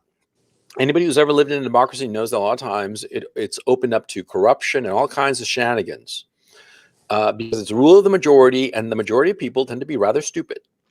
Yeah. So we know that democracy on its face is not always the best thing, and sometimes it can lead to really negative outcomes. Do we prefer democracy to other forms of government? Sure. But still, we're realistic about it, right? But an ideology like this tries to eliminate any kind of nuance because it views any kind of nuance as a potential weakness for the ideology. And so precisely on those things where the ideology is most insane, they attack most vehemently. Because if you point out the wrongness of the ideology in the thing that's most obvious, then it's sort of like all falls apart, and they can't allow that to happen. See, that's why, if you point anything negative out about black attitudes or black culture, you'd be attacked most vehemently for that because it gives lie to the ideology. You see? Yeah, that's what's going on. Yeah. So anyway, good talking to you, man. Take it easy, Tanner. Let me bring on thank you. Chris. Appreciate you on, Tanner. Thank you. What you call it? Chris O, how's it going? It's going well. Thanks for the seminar. It was actually quite heavy.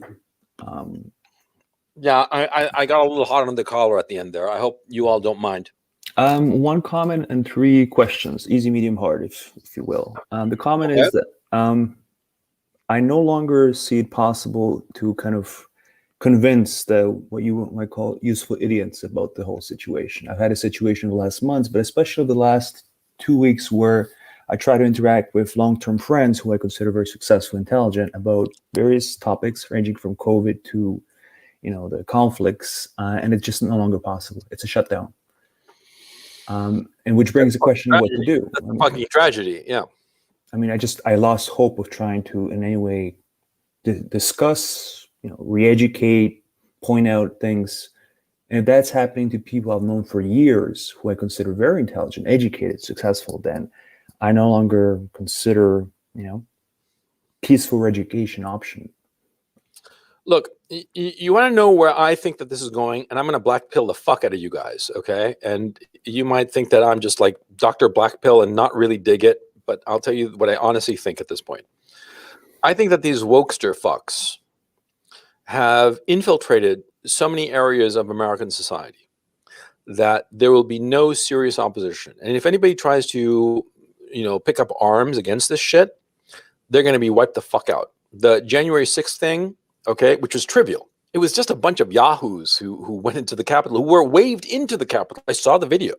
Don't tell me otherwise. I saw a video of the fucking security people waving in these yahoos. And then they were like, oh, it's the greatest attack on democracy ever. Bullshit, right? Anyway, they're going to use that to pass a internal Patriot Act. And anybody who raises even a fucking pencil against this dominant ideology is going to be wiped out. And what's going to happen is that they're going to impose a totalitarian regime. Of course, they're not going to call it a totalitarian regime, but it is a totalitarian regime. And you're seeing it now. And you're not going to be allowed to travel unless you have the right documentation, the passport or whatever.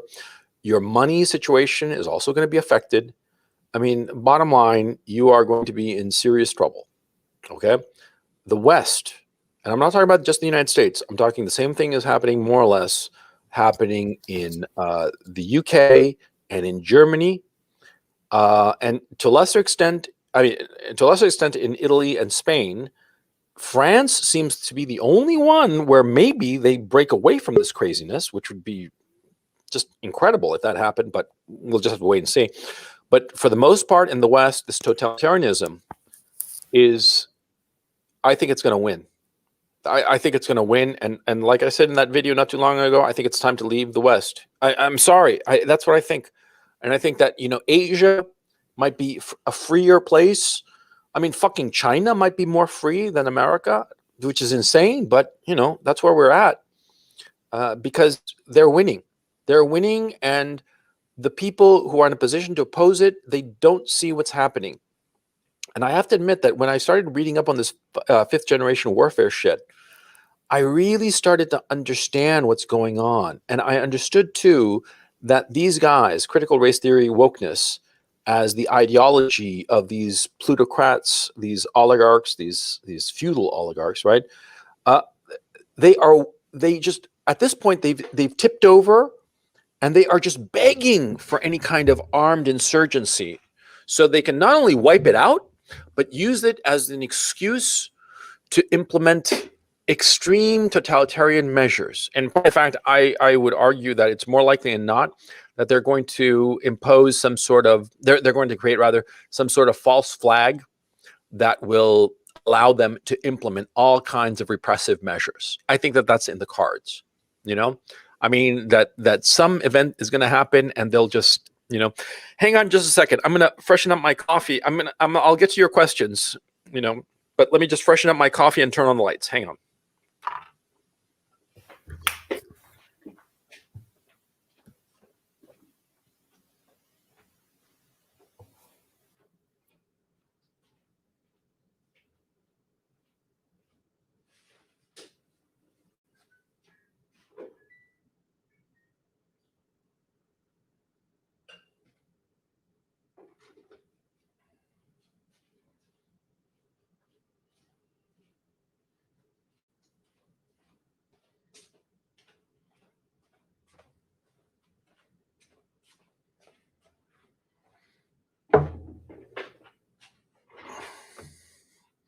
Whoa, Chris O, what happened? Chris O disappeared. Device not connected. Something happened to him. So I'll bring on DT. But oh, there's Chris. Yeah, Chris, you winked out there for a little bit. I just wanted to disconnect my camera, so I'm not sitting there looking at the screen while you get your coffee, man. Okay. So anyway, what were your questions? The easy one is you mentioned that the rich have this, self-perceived moral right to rule. Would you say that's connected to the Protestant ethic that's been a major force in the? No. I think it's a natural state of affairs. Human beings of any religious order have always thought that if they're richer, they deserve more. Because what is money? Money is social validation. That's what it is. And so it's quite natural that somebody who has more money thinks that they are better than other people by virtue of having more money. That's not necessarily the case, but it's the self-perception. And it's not Protestant. It's every religion. Catholic, Jewish, Buddhist, whatever the fuck. Yeah. And that's something I noticed in the friends that I mentioned, that anybody who is same level or higher automatically dismisses ideas because, hey, you don't have more money than me, then why am I even arguing with you? Your view must be wrong because you have not proved yourself as an intelligent person by making more money than me. That's not necessarily the case. I mean, that happens. Well, yeah, but they're not particularly intelligent people. Okay, as a class, they might feel that way. As individuals, one-on-one, like you and I talking now, let's just say for the sake of argument that you had shitloads more money than I did, right? I wouldn't think that your opinions are better than mine just because you have more money than me. Sure. And if I had more money than you, say, I had $1 gazillion and you had 20 cents, right? I wouldn't think to myself, oh, I know better than him because I've got more money than him. No, that's not the case. I mean, there is no question that happens with some people, and it happens with the class of rich people, but individually, I mean, there's like everything. I mean, there are assholes and decent people everywhere, irrespective of how much money they have. So yeah, that's my thing. Okay. The second question is that you study Russian history. Would you consider that perhaps this 5G ideology started much sooner? Perhaps even the Soviets in the 50s or 60s realized they're at a disadvantage. Well, yeah, elements of this have been popping up since forever. Okay, so it's not like all of a sudden this sprouted up fully formed. It was a process over years, centuries, I would argue. Okay, because some of these tactics are from way back when. Okay, and yeah, I know that everybody talks about Yuri Bezmenov, right? Former KGB guy. He's very interesting, no question about it. But I how can I put it?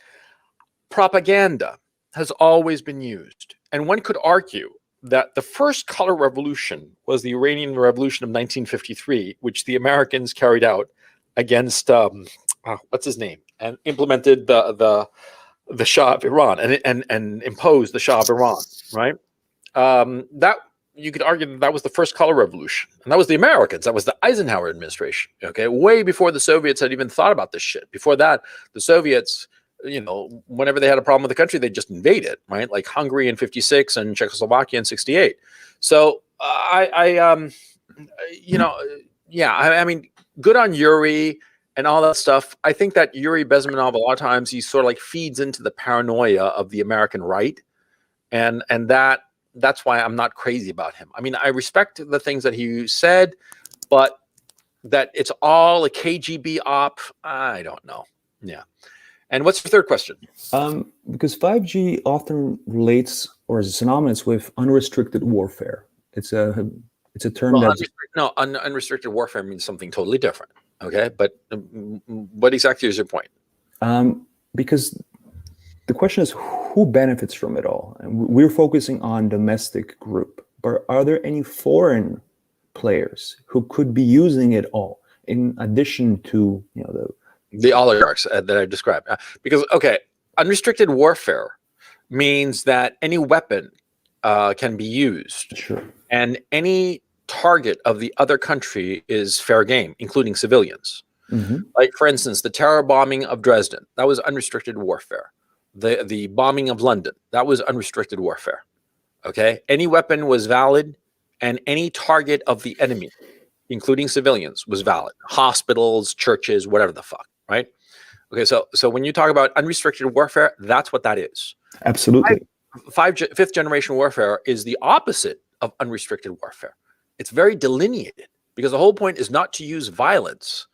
It's to use psychology, psychological manipulation, and propaganda to achieve political aims with as little violence, actual violence, warfare, warlike violence as possible. Okay?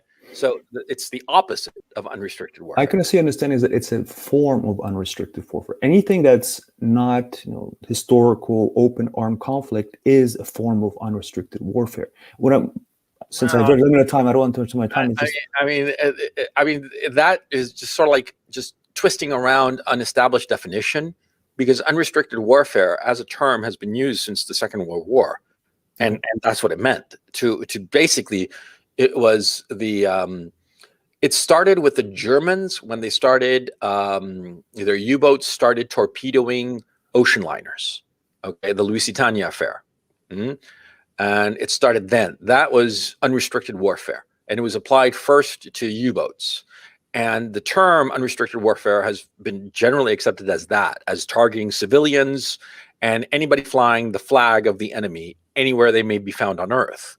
Now that it's changing around and somebody's trying to be clever and use that to mean something else, they're just not trying to be clever. Okay. And what's important is that when you use terminations of classification, there better be like a reason for it.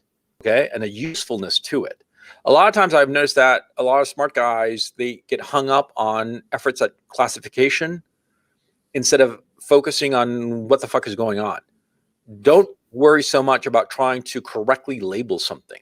It's more important to understand what it is that's going on. It doesn't matter if you don't quite know the exact label that would be appropriate, and debating what would be the appropriate label is just a waste of time. You're right.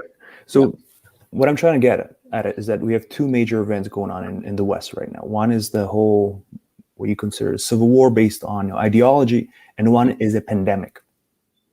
Is there any way that these two can be linked? In the sense that anybody could be using both the pandemic and the 5G to push their efforts. And I'm not only talking about domestic actors, but also foreign actors who don't want to engage in the West in open warfare.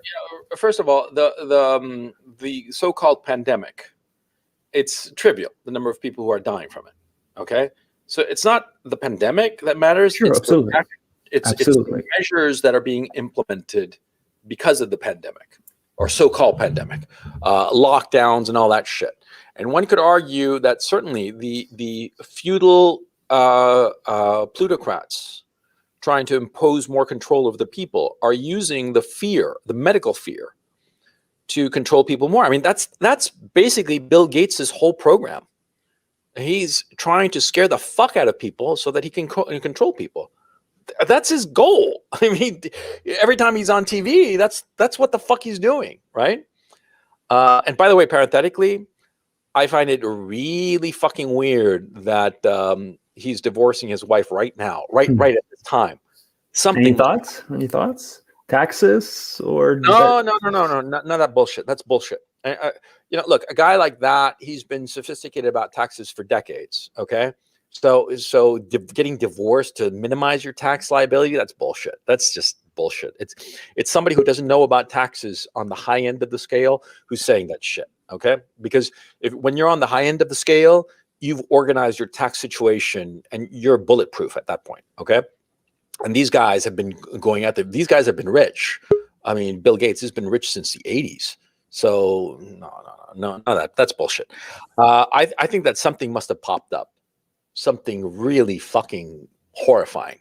Okay, for her to divorce him like that abruptly in the middle of this shit, something popped up. That's my thinking. And it's not that he's banging some chick. It must be something really fucking horrifying. But I have no idea what it is. I better get off the stage because I'm being accused of blabbering as always. So okay, good to hear from you. Take it easy, man, and catch you soon. Yeah, sorry about that, guys. DT, how's it going? Hello, DT. Hey, Coach, how you doing? Pretty good, pretty good. What's up? What's on your mind? So, I've been considering a whole bunch of options for the next couple of years. Mm-hmm. I'm actually keenly aware of the war that you described. Very clocks, but I can't see you. Okay, I'm trying to keep my face off of the video chat because I have no idea where this recording is going to go in the future. And, okay, it's only going to be on Patreon, but okay, that's fine. You could just put your thumb over the camera. It doesn't. I don't know if I can turn off your camera. All right. You know what? I'm going to turn off my camera. Okay. So anyway, there we go. So, fundamentally, this has happened in the past. I've recognized this coming for a couple of years now, and you are dead spot on. You are one of the very, very few people that have actually figured this out. And, for the next decade, I'm sitting there toying with the ideas of moving either to Russia or one of two spots in South America. There are very few places left that are outside of the control. East Europe, gone, under control. Western Europe, gone. North America, gone as options. Ukraine, I don't know what their outcome is, but basically if the West takes control, that's also going to fall under their control. So, Eastern Ukraine is going to fall to the Russians. If the Europeans try to take over Ukraine, they'll take over the West, and the Russians will take over the East. Everything east of the Dnieper River and everything west of the Dnieper River. That's my thinking at this point. And I'm in Kharkov, which is literally 40 kilometers from the Russian border. So I'll fall into the Russian zone of occupation if that happens. But anyway, I'm sorry, I cut your flow. You were saying? No, you're absolutely correct. So let's look at points in past, right? Let's look at the J.P. Morgan Carnegie era. Let's look at fall of Rome. Let's look at the Italian Doges. How long do the post-takeover periods last? And what are the outcomes? Is it always bloody revolution? Is it always lots of killing and a complete reset and restart of the economy and redrawing of the borders? Or is there likely to be some sort of a nice flow back into civil society where more people have control over their own lives, much like what happened after the J.P. Morgan Carnegie era ended? What do you see as the outcome 10, 15 years from now? And I have a follow-on question about kids after that. My thinking is that the American empire is collapsing. It has a leadership that is pathetic. They don't know where to go. And I think the bottom line problem is that the educational system, the system that elevated people to positions of leadership, was fundamentally corrupt since decades ago. And it rewarded people who were compliant and spineless. And so the leadership classes in the United States are spineless, and they are willing to go along with the plutocrats. And so a nation that is the plaything of plutocrats has no future. And you've seen it everywhere in history, okay? And so my thinking is that the United States is collapsing. It has a vacuum of leadership. Its economy is in tatters. It is over-indebted for a whole host of reasons at every level: federal, state, local, city, not to mention personal indebtedness, corporate indebtedness. It's just bathing in debt. Its empire is collapsing. Most important of all, its allies are taking a hard second look at America and wondering whether they should distance themselves, which is always a bad fucking sign. And you're seeing it. The Germans are inevitably trimming their sails and turning more to Russia because they realize that Russia is their future. And so my thinking is that the United States and the American leadership, out of panic, out of a sense of losing control, might precipitate a war of some sort, sort of like a flash bang before the end.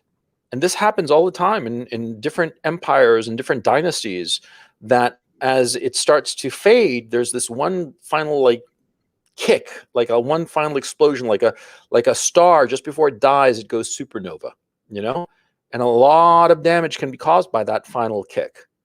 And so that's my concern at this point. I do not see how the United States revitalizes itself.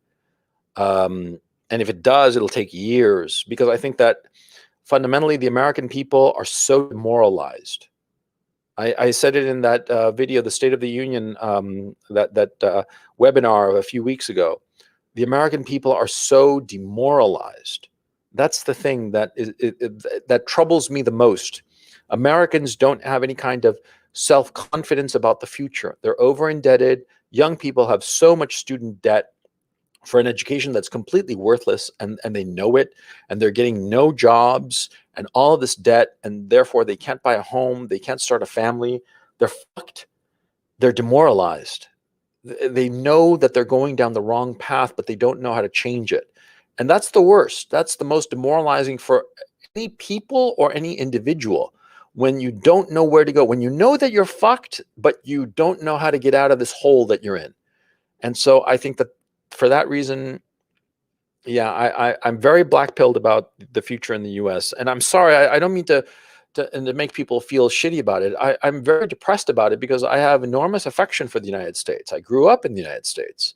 And culturally, I feel myself American more than any other nationality, including Chilean. I mean, between the Chilean culture and American culture, and speaking American English or Chilean Spanish, I prefer American, no question. And so it gives me no pleasure to say this, but that's what I think. I think that there might be like one big blow up war, and I think that the Chinese and the Russians, who are de facto allied, no question. And I do believe, in a few decades, we'll find out that they signed some sort of alliance protocol of some sort, where they're both, acting in concert and in coordination, because they are clearly acting in coordinated fashion. And so they are clearly allied. I think that China and Russia, they might have figured out that the smart thing is to treat the United States very gingerly and let it sink without provoking it too much, and defending their interests when they can, but never doing anything that would trigger an American reaction. Yep, I agree. The Chinese-Russian alliance is letting the U.S. basically sink into its own swamp. It's kind of like a flailing bully. And it's going to do a lot of damage, and they're just going to try to avoid, its swinging punches and let it kind of go the way of history. I really think that within the next 30 years, the U.S. is going to find itself in an absolutely unwinnable, money-draining war in the Middle East and probably South Central Asia, which is probably going to put a capstone on the whole, arc of its history. But at the end of the day, the question that I am asking myself is, raising kids. I am so afraid at this point of putting kids in any U.S. public school system to keep them away from the indoctrination. And a real question I'm asking myself is, if you're going to make a plan like Russia or South America, is it a 10-year plan or is it a rest of your life plan? Permanent. Thank you. There you go. All right. Thank you very much, Coach. I really appreciate your input. Again, you're one of the very, very few people that see the world for what it is. Thank you. Thank you. I appreciate that. Take it easy, DT. Hello, Owen. And to everybody here, sorry that it's taking long to get to everybody, but I will get to everybody, no exception, because fuck it, why not? So let me see. Owen, how's it going? Good. Can you hear me, Coach? Yeah, speak up. How's it going? I'm good. I just have kind of a simple question. Go ahead. So kind of relates to Chris's initial question. How do you avoid bringing this kind of stuff up in your private life and in your professional life when people are talking about politics and that kind of stuff? I understand that this kind of thing can hurt you professionally. Yeah. And you did a video on this a while ago where I just have the urge to correct people all the time, you know? What you have to do is just don't correct everybody or anybody for that matter, because you're only going to hurt yourself. What you have to do is you have Right. to quietly find people who you might think are on your page and have one-on-one heart-to-heart conversations with them, you know, and you can always tell. I mean, like, pay attention to what they say or what they don't say, and just sort of like gently feel them out, you know. And you know, like, say that, oh, do you buy all this CRT shit, or what do you think about this or that? And like, you know, you have to be gentle about it. You gotta be like a Soviet dissident back in the Soviet Union. Yeah, you gotta be gentle about it, but you gotta find out who are people on your side, and you gotta make common cause with them. Okay, don't correct every fucking idiot who crosses your path, because you're gonna be, you know, it's gonna be endless. And you got to keep in mind too what's going on. A lot of these people are saying this bullshit because they think it's the right thing to say so that they don't get canceled. Okay, and so if you Right. challenge them publicly, they'll feel. I mean, think about it. See, suppose you're living in the Soviet Union, and some guy says, yeah, Leninism is great, Stalinism is great, blah, blah, you know, the proletariat of the people, all that shit, right? And you in public with other people around, potentially other Soviet agents around, start saying, but, you know, you do know that, you know, central planning sucks for the economy, right? What's the person going to say? He's going to say, fuck you, you know, central planning is great, Leninism, Stalin, you know, rah, rah, rah. You see? They're going to have to say that. But if you catch somebody alone privately, then you might be able to talk some sense to them or find out that they are on your side. A lot of people, I know this for a fact, there are a lot of people who are in corporate America who think that all this shit is just bullshit, but they're keeping their fucking mouths shut because they know that they can lose their jobs and they've got responsibilities and they don't want to run the risk. And a lot of other people are basically saying, you know, I don't give a shit. I don't care enough about politics to run the risk. And they just don't talk about this shit at all. Okay. So you gotta realize that ultimately, see, the reason you want to talk about politics with other people is that you want to find people who think as you do so that you don't feel so alone. Okay. Recognize why you're doing it. And this idea of correcting people, what the impulse to that, why are you doing it? Why are you trying to correct people? Because you see that it's a lie and you want to fight against these lies. And that's why you want to correct somebody. Yeah. But what happens is that it'll only hurt you, especially now as this thing gets worse and worse and worse. So what you have to do is just, unfortunately, you have to suck it up and find outlets that do not put your position, your social or work position at risk. I mean, and if somebody says that that's the chicken's way out, well, fine, you know, I'm a chicken. What do you want to say? But it's the reality. You have to be pragmatic. You have to realize and prioritize that which matters to you. If your political conscience is the most important thing in your life, then go ahead. Go ahead, say what you think and get fired and fine. But if you've got a wife and kids and you got to feed them and things aren't going so well in the fucking economy and shit, right? Then you got to prioritize. You got to be fucking pragmatic. You can't be a fucking idiot and just blow yourself out of the fucking water. Okay. I mean, that's the reality of life. And it's always been this way. Okay. You got to keep in mind that the period of true freedom in the United States, where you could speak your mind about politics or whatever the fuck, and it didn't matter, and you'd still have your job, that was an exceptional period of time, not just in the United States, but in global history, not like world history or European history, global. Okay. For the vast majority of human history, saying the wrong thing politically at your job would cost you your job. It's only the exceptional period in the United States, especially in the period, you know, after 1968, roughly up until, you know, the 2010s, that you could get away with saying whatever you truly thought and nobody would bat an eye. But that was the exception. It's not the rule. Okay. Okay, man. Anything else on your mind? Yeah, just you said find other people that think similar to you. Yeah. And I'm pretty young, I'm 21, and it's really hard to find people my age who aren't brainwashed, growing up in the public schools and that kind of stuff. And it does get kind of lonely after a while, Yeah. you know? I bet. I bet it does, man.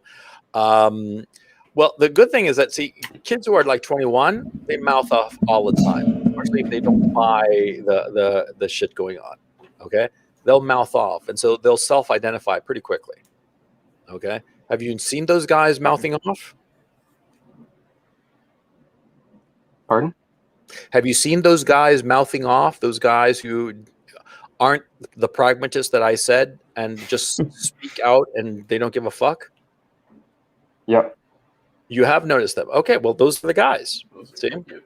But you got to talk to them and say, chill the fuck out, because they might get kicked out of university or wherever the fuck they are at. But, yeah, those are the guys you have to get close to. Yeah. Yeah. Also, Okay. utilize the internet, man. Like, use them in words and shit like Yeah, that. Like, you're use gonna the find internet. crazies, but there's a couple good dudes in there. Yeah, you gotta right. use the internet. Okay, Owen, take it easy. Thanks for coming. Thanks, guys. Let me see. This is 5,027. Yep. What's up, Coach? How you doing today? Pretty good. Pretty good. What's on your mind? Yeah. Well, I kind of missed out on like 90% of the talk today. I was kind of busy, Yeah. but I think You'll catch the recording. that I will. I kind of caught the main, MO of it, the modus of it.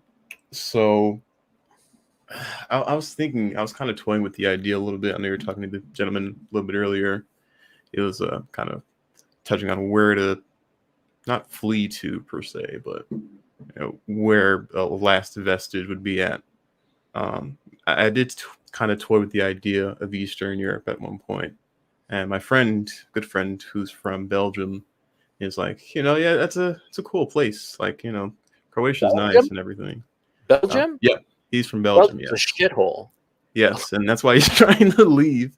Yeah, And no, Belgium's a fucking shithole. he's fucking Don't go there. jailed in there. Yeah. Yeah. Oh hell no. No, I'm not going to Belgium. He said Okay. we're looking at like Croatia, Albania, even though we'd be in a fucking like urban war every day. Well, yeah, I mean, no, you want to go to some country where the language you'll have to learn it, but it's a language that's universal enough that it's actually useful. Like Ukraine is great because you learn Russian, Eastern Ukraine at any rate. You'd learn Russian, which is like the lingua franca of all of Eastern Europe because of the Soviet Empire. Yep. Or Latin America, everybody speaks Spanish. I mean, all the countries speak Spanish, and Spanish is an inherently useful language. But don't go to fucking Albania. You'd learn Albanian. Who speaks Hell yeah. Albanian? Nobody.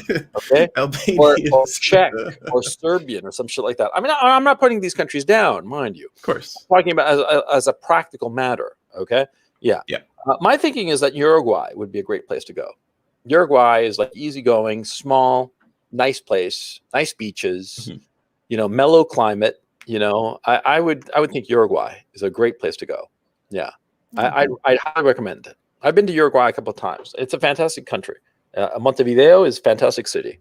So yeah, check it out. Yeah. Anything else on your mind? I just want to like wax a little bit. That was the main point of it. Also, he said, it's a smaller question. It'll probably be quick. He was like, oh, if we go there, because I'm a black guy, he'll be like, oh, they're like give you a hard time over there. They're gonna call you like nigger and stuff like that. I don't know if you've experienced any shit like that. I don't think you'd have to worry about that.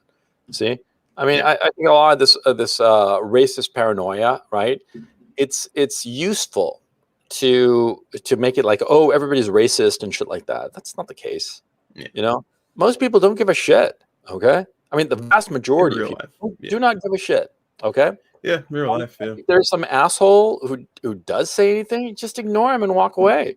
I mean, see, that's the thing I don't understand. In the United States, in the 70s when I was growing up, I remember clearly that there were some racist guys, and everybody just like be like, "Oh man, shut the fuck up," and they just ignore him.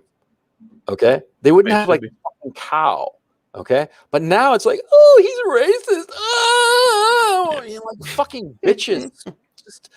Just pathetic. Yeah. And, I grew up with black guys, black kids in school and whatnot. And they had some more gumption than to fall apart whenever anybody said anything racist. And as to microaggressions, fuck off, man. I mean, come on. You know, what's a microaggression? Like what? You know, I mean, that's just pathetic. And so, look, the point is, see, in other countries like Eastern Europe or South America or wherever the fuck, nobody's gonna give a shit. Okay, nobody's gonna give a shit, and anybody like says something, you just ignore them and walk on. I mean, just be an adult about it.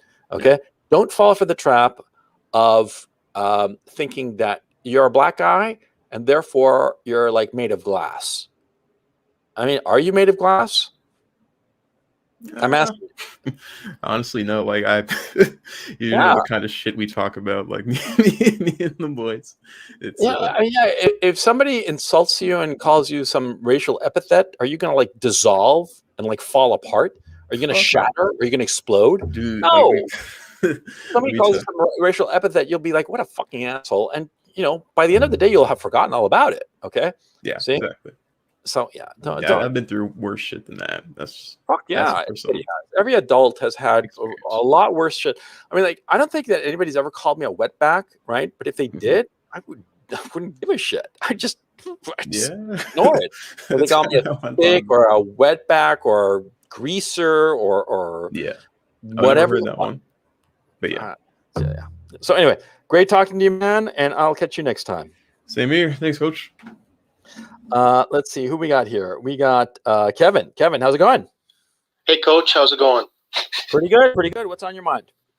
I just wanted to touch on basically all your guests have touched on this, and you touched on it a little bit in your webinar here, and that's the true source of how we've arrived here. And I hope to encourage you to examine this a little deeper and maybe come back in future weeks with a webinar on this topic. You glazed over it, and it Yuri Bezmenov, I don't think this is a KGB plot, but what he talked about to some degree, it's the education and the university system that have brought us here. And when you look at, for the last 30 years, let's say, I'm around your age, to get a job in corporate America or a bank or government or politics, you have to have a university degree. Right. You have to. Yeah. So within these cultures now, if you're not in there if you haven't been indoctrinated by the university system. And until this system self-destructs or is destroyed, we're stuck with it. Yeah. And it's not going to self-destruct and it's not going to be destroyed. Okay. That's pretty fucking obvious because it's too big. It's too big and too many people benefit. And so too many people will defend it. But the bottom line is that the university system, it elevates people who are compliant. It doesn't elevate people who are actually capable. Okay. There's a difference between jumping through every hoop that is set and somebody who's actually capable. And you and I know lots of guys who didn't go to university, any university, who are smart as a whip. And we know a lot of guys who went to Ivy League schools are fucking morons. So, you know, that automatically proves the point, you know? So yeah, I would agree. Anything else on your mind, Kevin? Well, I just want to carry that a little further because you say it's not going to go away. And it's not going to go away willingly. But when you overlay it with things like the fourth turning and the situation that we're at, like you're talking about the U.S. Hang on. The fourth turning, it's all very good to talk about the fourth turning. But the thing is, see, it's descriptive. And nobody's going to be around to push anything through. And here's something else. The issue insofar as the fourth turning is concerned, it basically says that there's going to be a period of instability and then it's going to be followed by a period of stability. But it never says whether that period of stability is going to be red or blue. And my thinking is that it's going to be commie. You know, just like the Stalinist period in Russia, that was fucking stable. It was repressive as fuck. It was communist, right? But it was stable. So the notion that, you know, because of the fourth turning, automatically everything is going to be wonderful. No, it's just descriptive. No, you're taking away. I'm not saying that there's a foregone conclusion that the fourth turning is some answer, or that there's a solution that's just going to unfold. But I'm not a big proponent of the fourth turning. It's just an example. Everything is born and eventually dies, must die. It rots out. And we're at the rotting out and near death point.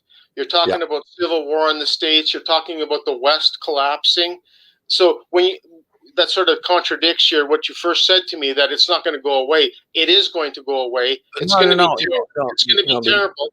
What I'm saying is that, see, I'm talking about the relative collapse of the West, but see, the institution of the universities within the United States is such a large component of, and so many different sectors of the economy and of society depend on the university system, that the university system is not going to disappear anytime soon. It might become smaller and begin to collapse, but it'll be collapsing along with the rest of the society. It's not like the society is going to be collapsing and the universities are suddenly going to go poof and disappear. No, they're always going to be around, and they're always going to be an integral part of the society, and continue to be the bloodsucker that it is. Because I think that the university system is basically leeching off of American society.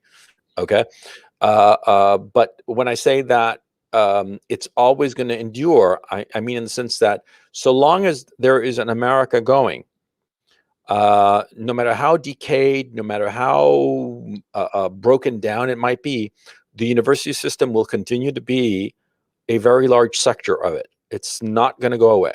That's what I was saying. Well, I agree. Universities are never going to go away, but they're going to be dramatically reformed or reset. I don't think so. As time goes on. Well, how can they not be? If the society around them collapses, ultimately universities become a reflection of what's going on. No, because you're see, the effort to reform, see, there's no impetus to reform. There's not even, there is an entrenched group of people, the bureaucrats at these universities, who think that the university is hunky-dory. So they will resist tooth and nail any kind of attempt at quote unquote reform. And they'll successfully disqualify it as some sort of reactionary, right-wing, fascist, Nazi effort. Okay, so but there has to be jobs. There has to be an income incentive for the people coming out of universities. If that doesn't exist anymore, if there's no place for the shit that they're teaching to go to anymore, they have to change. Not that they want to. You're right.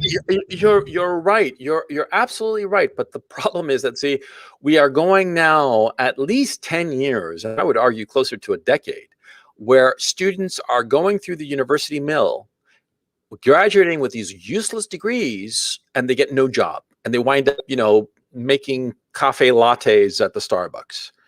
And even with that, they don't change it. So why do you think that it's going to change over the next 5 years or 10 years or 20 years? Because the last 5 years have become exceedingly worse, and it's only going to get worse in the next 5. Like, we're in a terrible situation. Are people in the mainstream talking about reforming university education? No, but are the people in the mainstream talking about civil war? Yeah, but they're not talking about revamping university system. But they're not talking about civil war either. Oh, well, okay, fair enough. But look, I mean, this you can take it or leave it. You can take or leave my analysis as to whether university. I'm not trying. I didn't come on here to try to change your mind today. I just ask, please think about it. Like, I really respect what you do. I really follow you closely. I'll think about it. I mean, but I'll look. I've thought about the university system quite a bit, and in my eyes, there's no possibility of reform, not of any kind of meaningful reform. Well, because what happens is there are several things that are going on. Number one, you have an entrenched bureaucracy in the universities that benefits from the system, from the over-indebtedness of students, and that over-indebtedness pays for their salaries. I mean, a lot of these administrators, they make $300,000, $500,000 a year, an enormous amount of money for not much. Okay, so that there's that entrenched bureaucracy. There's the financial markets who love the student debt, because student debt is packaged as bonds. And see, a student cannot default on his student debt. You can't discharge it in bankruptcy. If you go bankrupt, your student debt remains with you. And so therefore, as a practical matter, student debt bonds are better than treasury bonds. They are guaranteed to never default.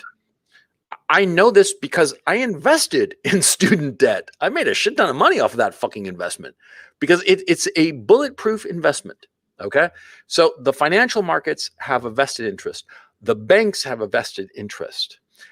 Everybody has a vested interest. Okay. The government has a vested interest of maintaining the system. Okay. And the only people who suffer are the students. But the thing is, the students don't even realize it because you see what they, from their point of view, they see that everybody got a degree and they had to get a degree. And so they're stuck with all the debt, but feel, well, I'm stuck with all this debt, but all of my peers are too. So it's not that bad. It's like what everybody has to suffer. Nobody feels that what they are suffering is exceptional.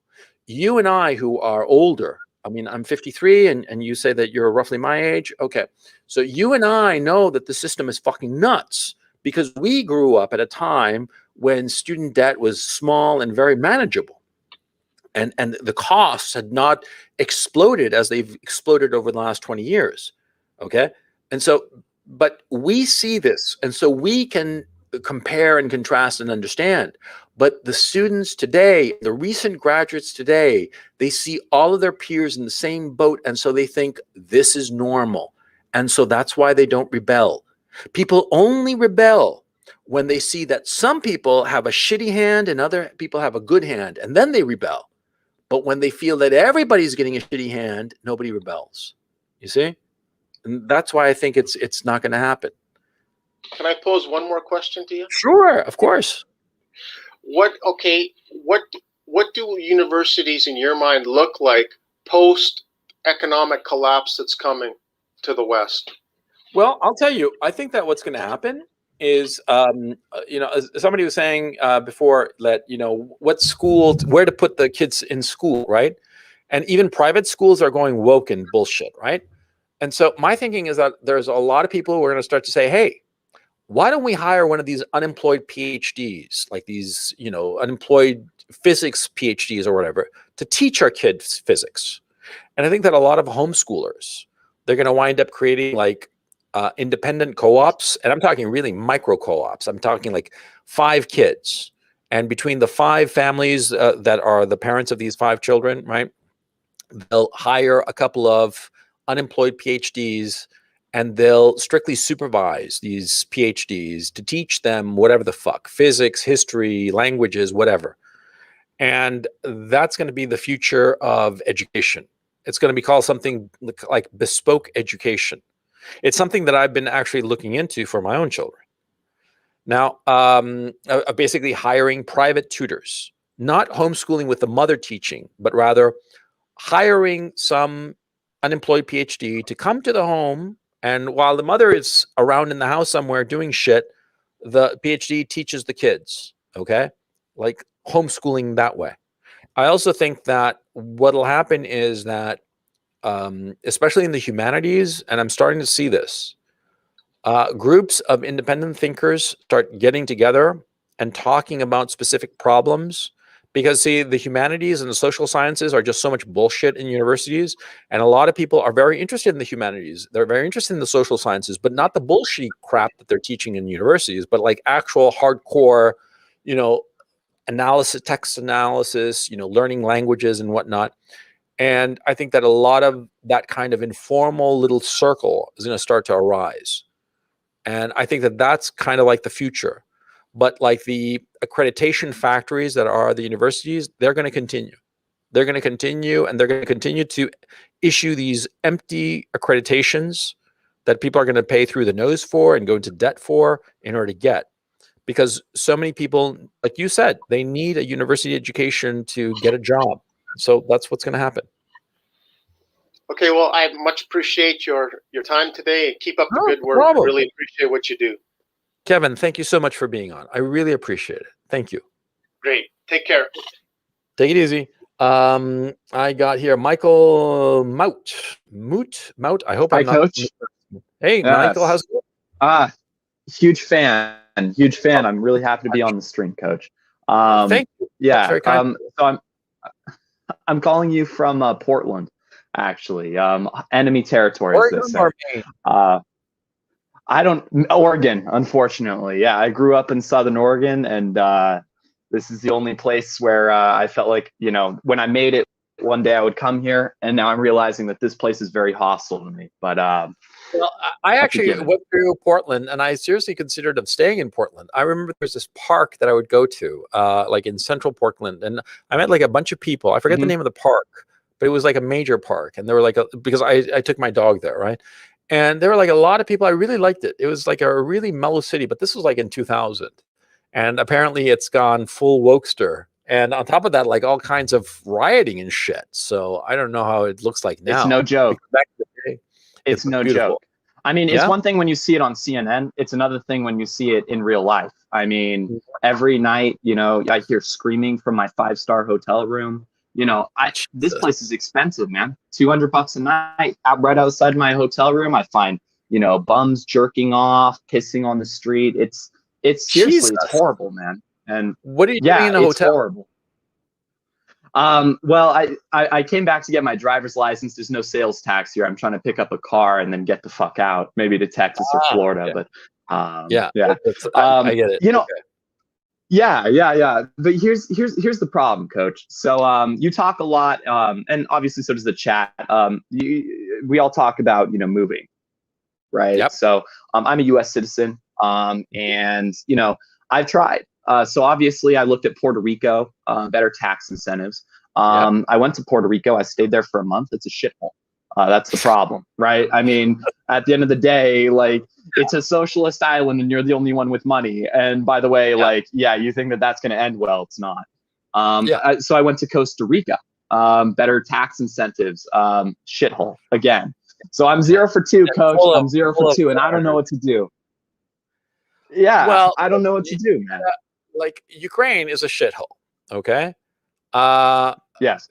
You got to understand. See, Holland, for instance. I was living in Amsterdam, and that is a beautiful city. That Amsterdam, Utrecht, Rotterdam, the whole fucking country. It's fantastic.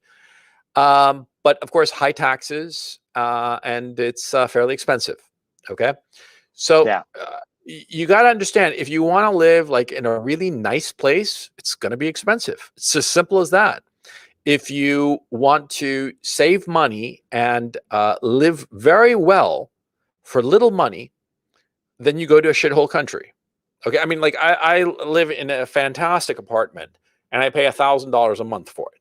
Okay. I have a 600 square foot office and I pay $300 for it. No. About $350 a month for it. Okay. Right. So yeah, sure. You can live very well in a cheap country. Okay. In a poor country, but you have to understand that the poor country is going to be a shithole. Okay. And you're going to be in a little bit of a bubble there. Okay. I mean, there are trade-offs everywhere. My thinking is that there's something else too. See, I've wound up living in a whole bunch of different places in my life, and I'm itching to move to a new place because ultimately my thinking is, see, I don't want to stay in one place. I want to experience as much as possible. And you can only really experience a city when you live there. Okay. When you're a tourist, when you're just passing through for, even if it's like a month or something, you're really not experiencing it. You got to live there. You got to stay there long enough that you learn the schedule of the garbage truck. You know what I'm saying? And so I've lived in Paris and London and Germany and Amsterdam. I've lived in Ecuador. I've lived in Houston, Miami, New York City, LA, and now in Ukraine. And see, all of these different places, see, that adds up. It adds up to, how can I put it?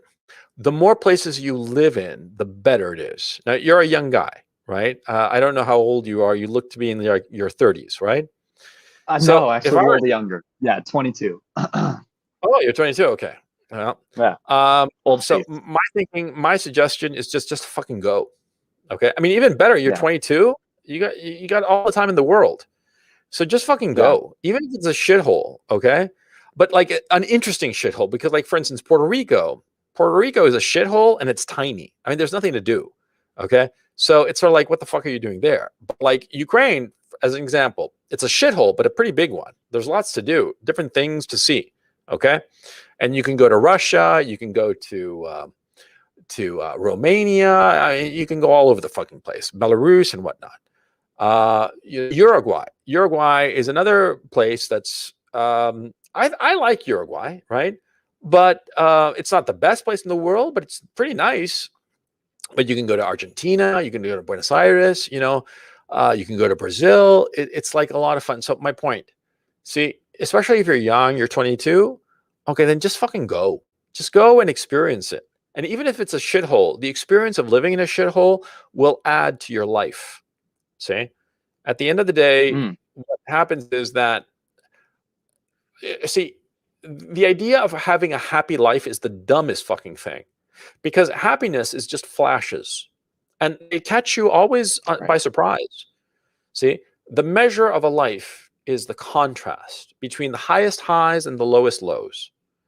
See, I'm living now in Ukraine and I was living in Amsterdam. Amsterdam is fucking perfect. I mean, it's like a college town for grown-ups. Okay. And you got legal drugs, and you got great music. Everybody's laid back and easygoing. It's like a fucking college town, but like for grown-ups, Right. Here I'm living in Kharkov, which is a shithole. I mean, no fucking street is straight. The sidewalks are a mess. It's dirty and this and that. But see, you appreciate things by the contrast between them. Okay, so just go.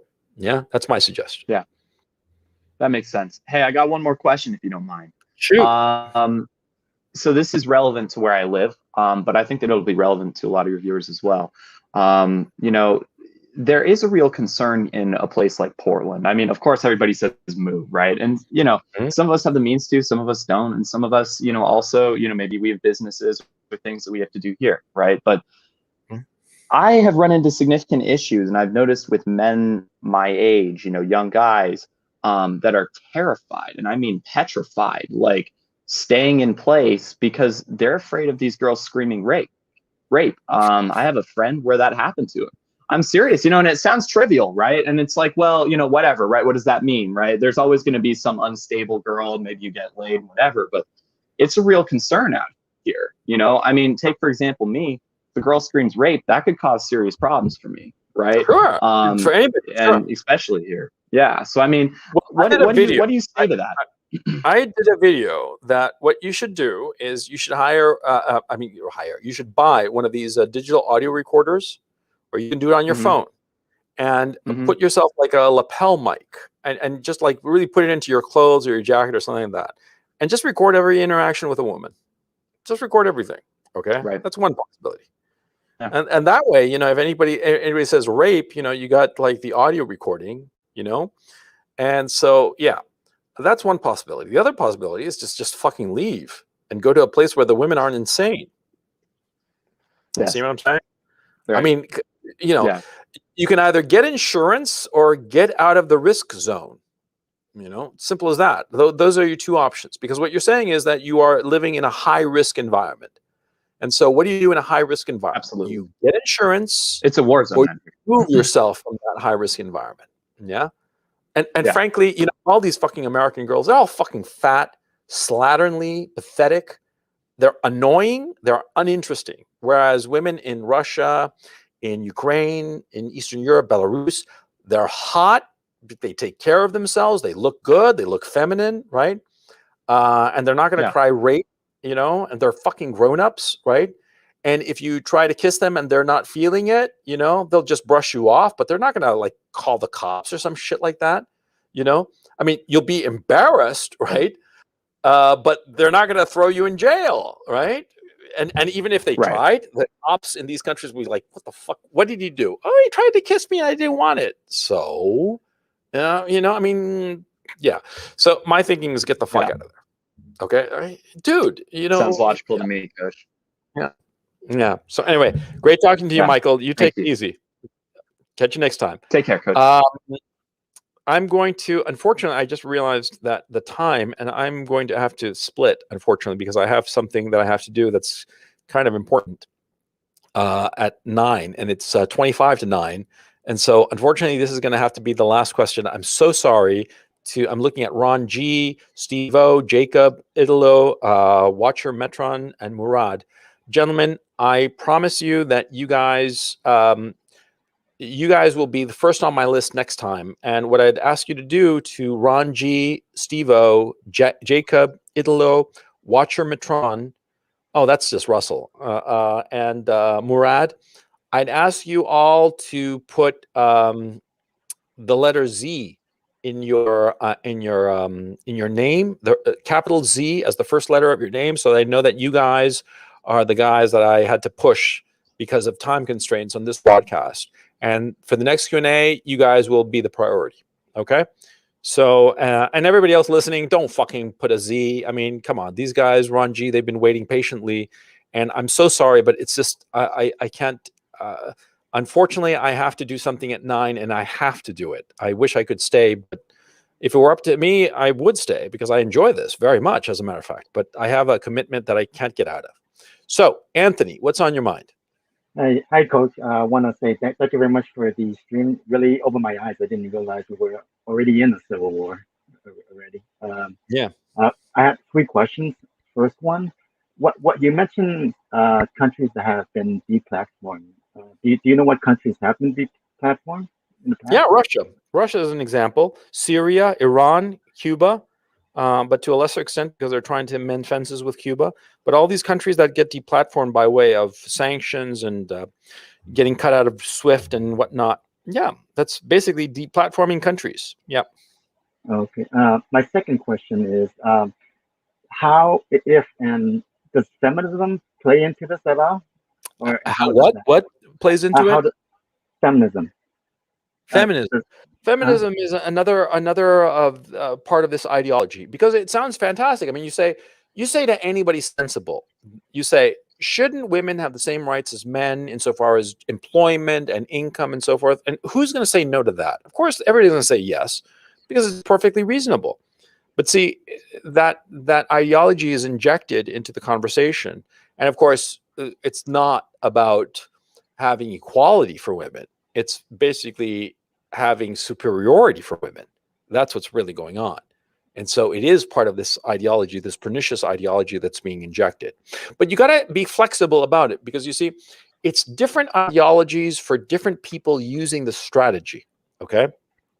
And different ideologies are effective for different groups, different targeted groups of people, different enemies of the people implementing 5G warfare.